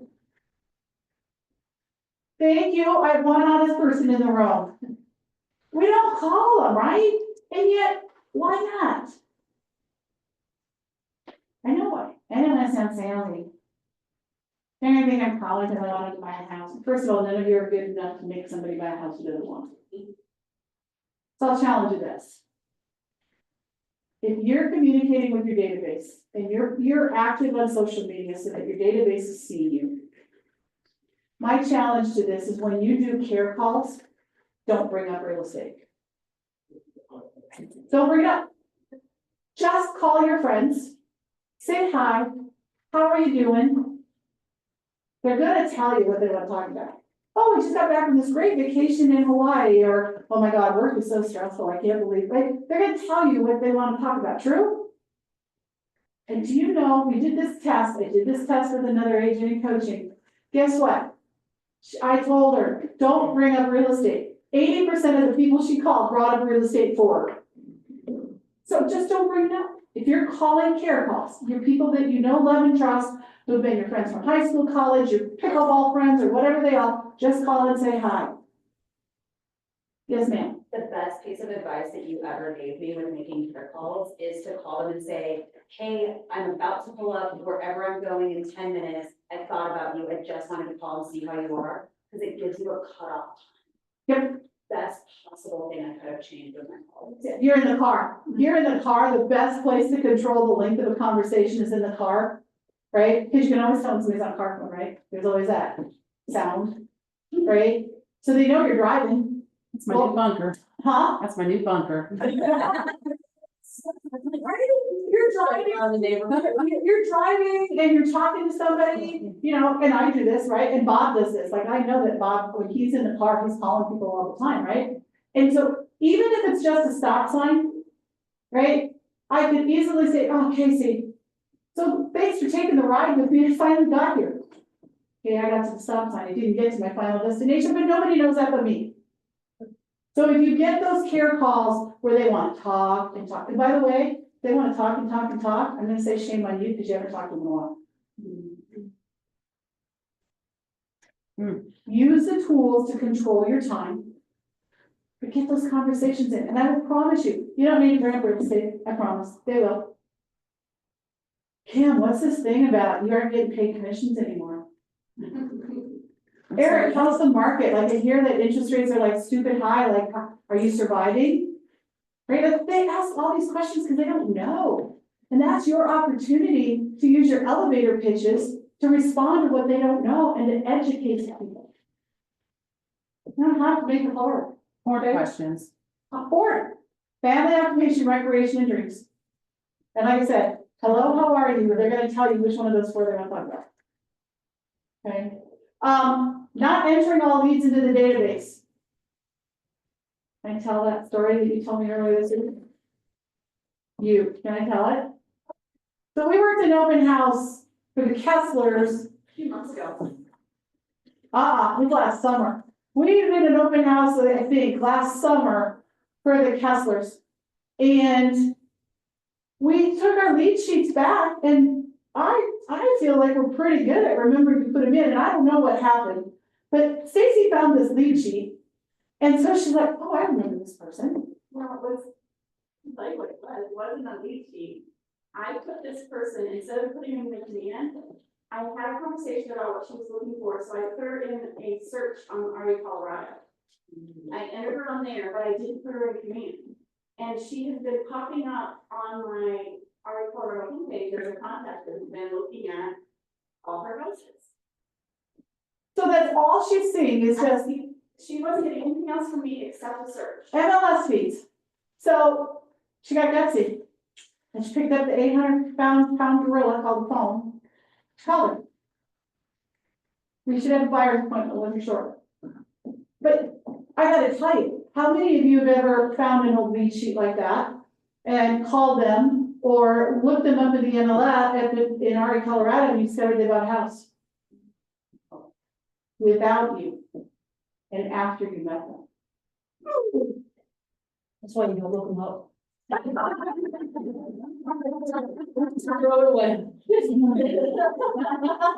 Solve answer, don't look them up. Oh, I'm telling you, the torture is absolutely a motivator, I will tell you that. But here's the thing, right? If you work, you gotta put them in your systems. Build a routine. If you work in open house, or you're calling expired, whatever you're doing, when you get them, find a routine, time block your calendar that says, this is when you're gonna go do this. Charles does a great job with send out cards. Right? I think we probably all have gotten a card from Charles over the years, at least one or two. And he has time blocked, and I can see his calendar, I could pull it up if I wanted to. And I could show you that he has time dedicated once a week and it says send out cards. And that's the time that he goes through and triggers the cards that he's gonna send out to the people in his world. Okay? It's an easy system. Just go do it. Okay? Let's see where else we got. We got 30 minutes, and I want to get this through. Letters of command, we don't need to tell you what. All right, so here in your book is what you've been doing. What's our takeaways from this section? I have a lot of people to add to my grant. So we need to add people to the database. Okay. The first place to look is, are there people in your world that just aren't there?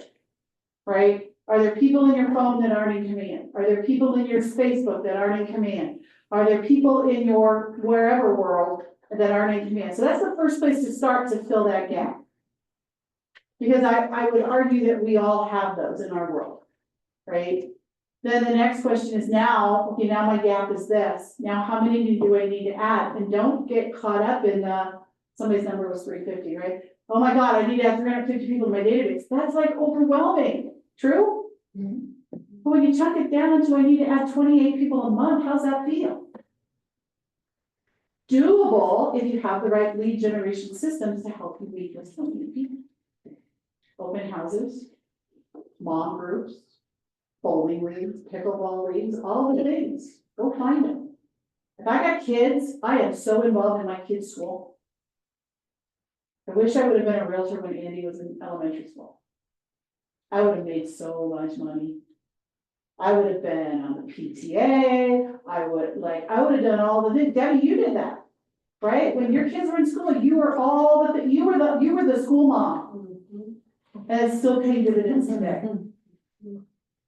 And her babies have babies now. And even those babies aren't little babies anymore, not all of them.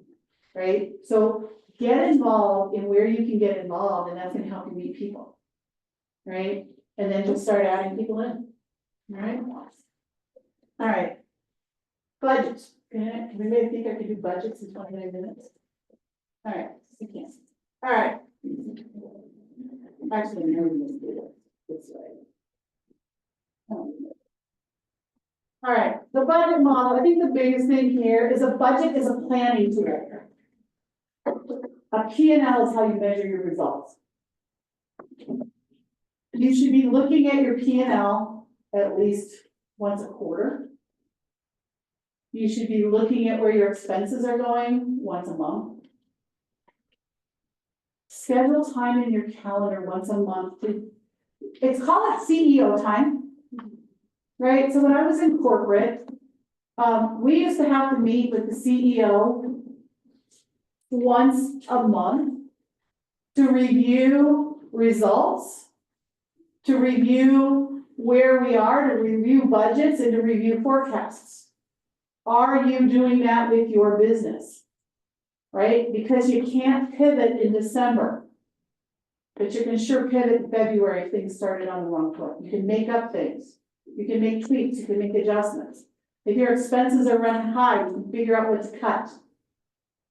If your income's running low, you can figure out what to lead generate to bump it up. Okay, so using the budget tool against the P&L or some method of looking at your results is very important. You can also use that time to plan out. If you do it once a month, I like to do it the first Sunday of every month. Another good one is the last Sunday of every month, because usually Sundays are the slowest day I have. And it's a great time that's just quiet. Right? And so quiet time, what do I need to get done in the next month? Where am I at month to date or year to date? What adjustments need to be made? And I can plan out my future and make adjustments if I need to. If I'm running behind, I need to bump things up. Spend that quality time. I love this. Invest, don't spend. Don't spend to spend. Are you investing in your business? And you should get a return on your investment. You should be getting $2 minimum back or $3 for every dollar you invest. There's these magazines, salespeople come in here about once or twice a year. I don't remember what they're called, American something. But anyway, there's these magazines, and so new agent 2015, I'm like, yeah, I'll do that. And it was expensive. And I signed a 1-year contract. It was expensive for a year. I did. What I got out of it was one person said to me, oh my God, Margaret, that magazine, we planned our vacation around that magazine. Like there was a great article about somewhere in Canada, so we went on vacation there. That's what I got out of spending all that money, was somebody planned a vacation place. Granted, it kept her top of mind with me, but it just didn't get me the return on investment that I can get other places. This is why you want to monitor when you spend money, what are you getting back? There's certain things you have to spend money in. You gotta have signs, you gotta have business cards, you gotta have some of the stuff. So if you're investing in some of these bigger ticket items, make sure you're getting something out of it. Which is again why it's so important to track where your leads are coming from. For those of us that are out by Candelas, Amanda and Nikki actually did put up a billboard. It's right across the street from King Soopers, can't miss it. Okay? But I am anxious when it's time to renew that billboard, how many pieces of business they can tell me came as a direct result of the billboard.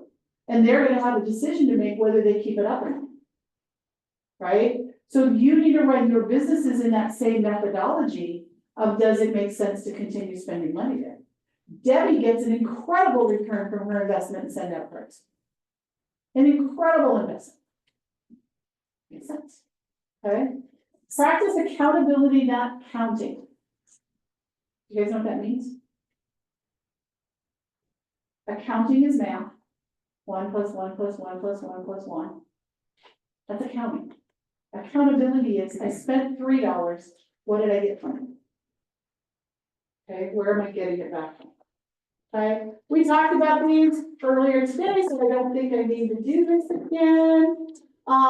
These we talked about, 30% cost of sales, 30% expenses. So let's just kind of cut to the chase here. So how do you break down the expenses that we have in our businesses? So over on the left side of this slide, and I think this is in your book somewhere.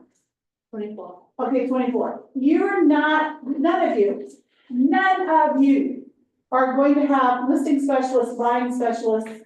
The only other cost of sales you're gonna have outside of your cap and royalty is any inbound referral fees. So if you have an agent contact you from out of state, Becca just had one from Idaho, right? She got contacted by an Idaho agent. She served the client here. She sent 25% of her commissions to Idaho to the agent when it closed. How many of you are happy to do that? All day long, please, thank you. That outbound referral fee is a cost of sale. Okay, but for planning purposes, I don't have you plan on that. Now, if your business is big on that, then let me help you build the portion of that you want to put there.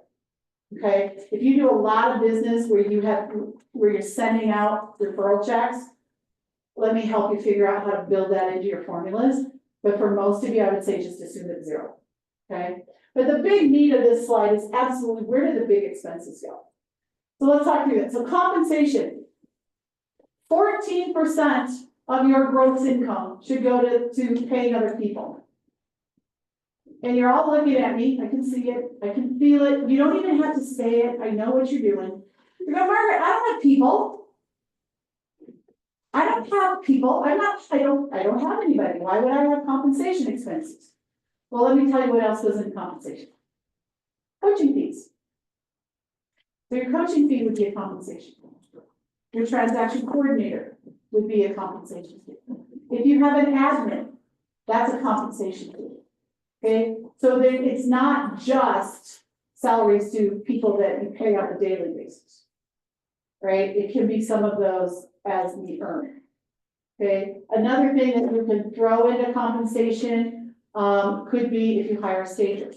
If you any contractors, if you hire stagers, those could go in there. Okay. So that's a big expense. But when you start thinking about what's going in there, all of a sudden it makes sense, yeah. Okay. Lead generation, 9% of your gross commission income should go into your lead generation expenses. Okay, so that's where you get your budget for your land title programs, your marketing programs, your mailing, right? That's where your send out cards or AM cards go. That's where any kind of marketing lead gen expenses, this is where the cost of your client events go. Any expense that you have, if you take somebody else coffee goes in there. Now there's rules, you gotta talk to your tax people about meals and all of that stuff, but you just keep track of it and let them figure out how much of it's tax deductible. Because even if you can only deduct half of it, you still paid the whole amount. You wanna know that from your side of the business. Let your tax guy figure out what you can write off your taxes. Okay, signs, yard arms, all those things, that's lead gen. Okay, all the rest of these expenses are pretty like non-existent. Education and coaching, that's not your coaching fees, guys, that's why I have you put it up into salaries. But if you go to family reunion, your travel expenses, your registration, your dues for DMAR, all of that, your office supplies should not exceed more than 1%. So a lot of them are just crickets, right? They're just little numbers. The two big ones are the lead gen and the salaries. Did you say your dues go into education and coaching? Or did you say your dues? No, you said they were? Yes. Okay. Now, this is a very high level summary. Many of us have expenses and you're, where would I put this one? If you go out to Keller Inc., under the resources in Keller Inc., you can find an actual full-blown accounting spreadsheet that breaks them down within each of those categories. And you can actually upload those into QuickBooks so that when you try to fill out your stuff in QuickBooks, it automatically puts it in the right category for you. Chart of account. the chart of accounts, thank you. And you couldn't come up with the word. It's fabulous, so it would tell you, Casey, where dues would go, right? Where would your RE Colorado fees go, right? It tells you all of that, right? And O&E, you guys are gonna laugh at this, and O&E is office supplies and expenses. That $5 goes into because it's, yes, system, yeah, it's office processes. So, and I think I remember that one, because I think it's so odd that it goes there, but it's part of our office system, right? Pens, pencil, business card, all those things. All right, so this is a really great exercise. So this kind of gives you some benchmarks based on what your GCI is, which kind of gives you an idea of how things break down.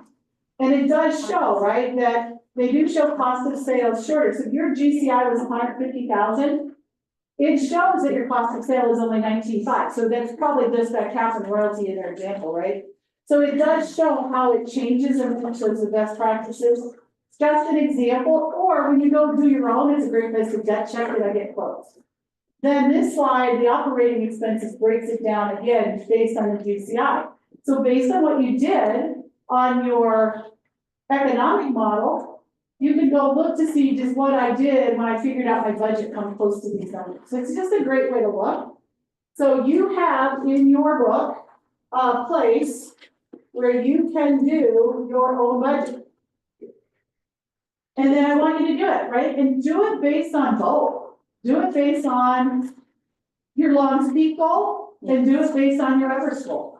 And see how your expenses play out. Now, here's what I'm gonna say about expenses.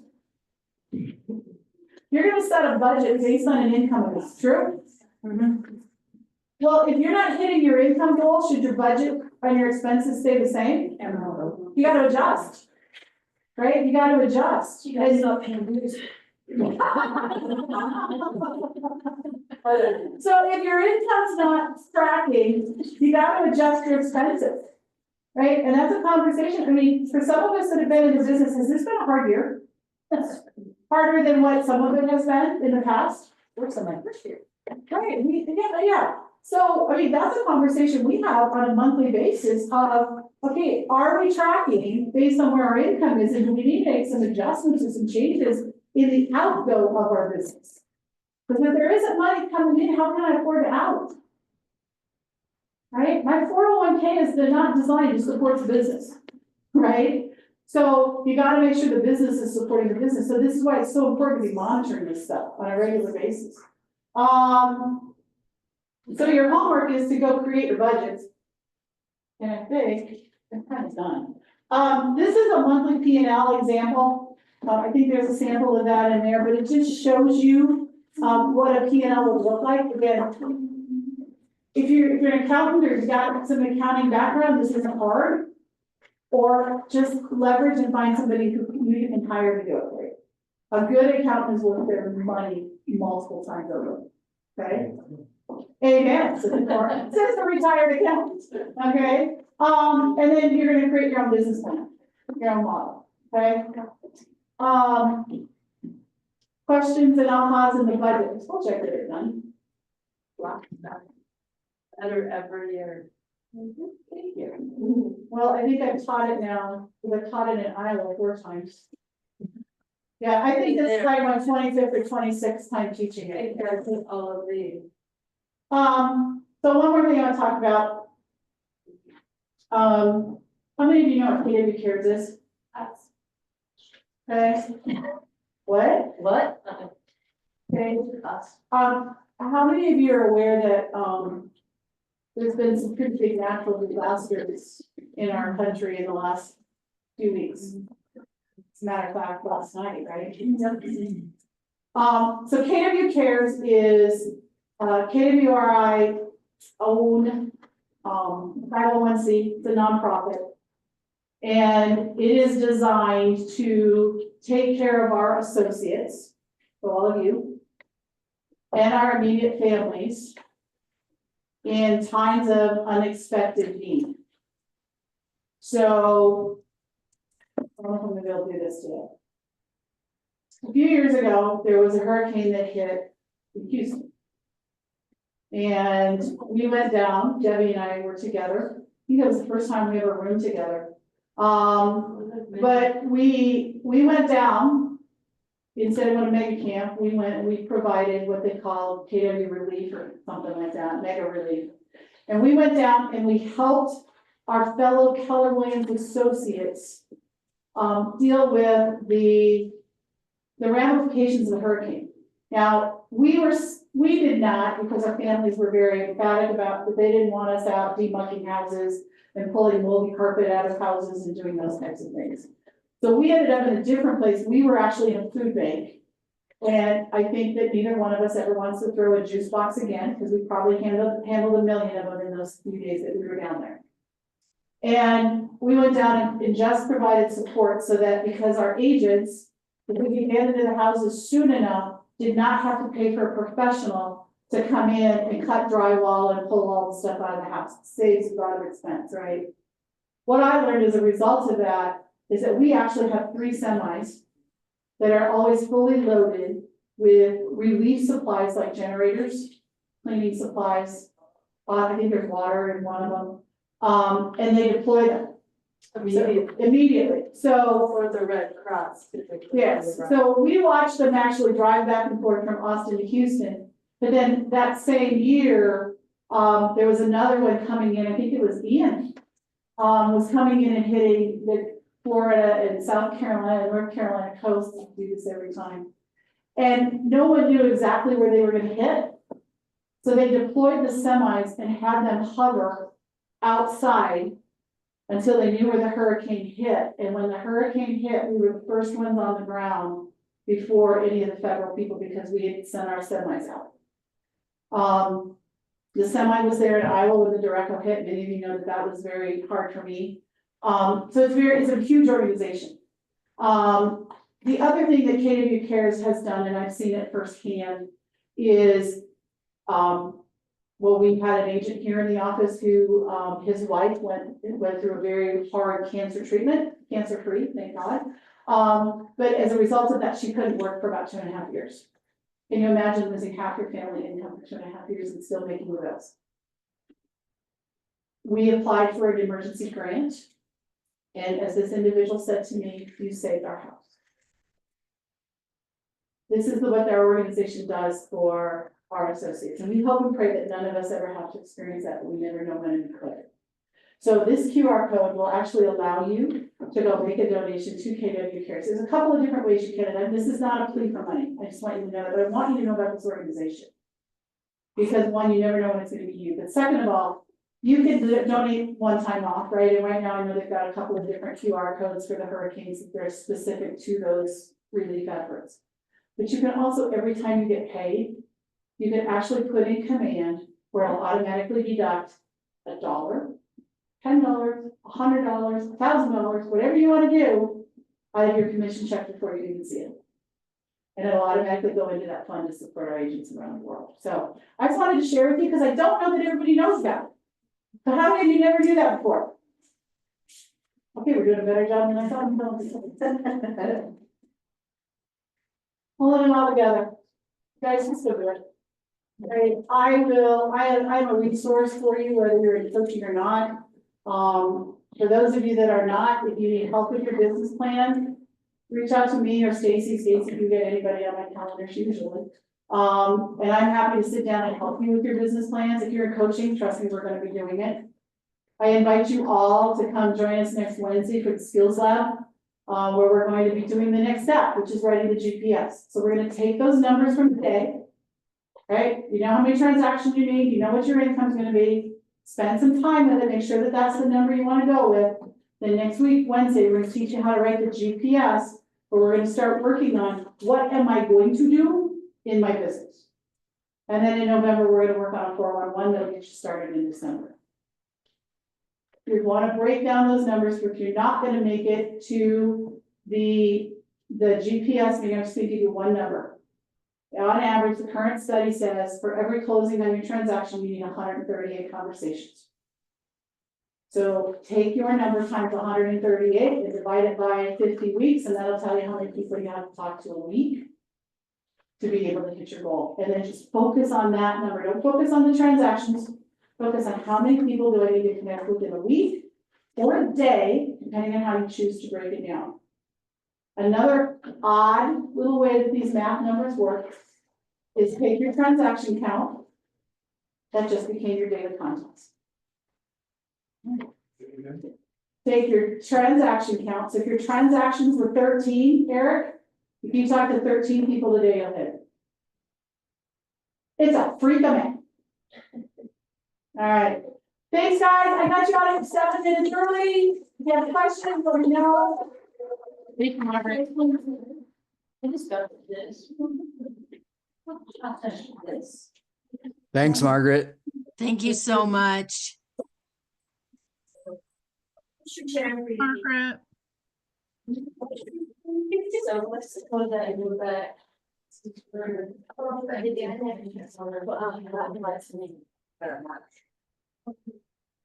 You said it's. I got my license. And I always, I, thank you for your help.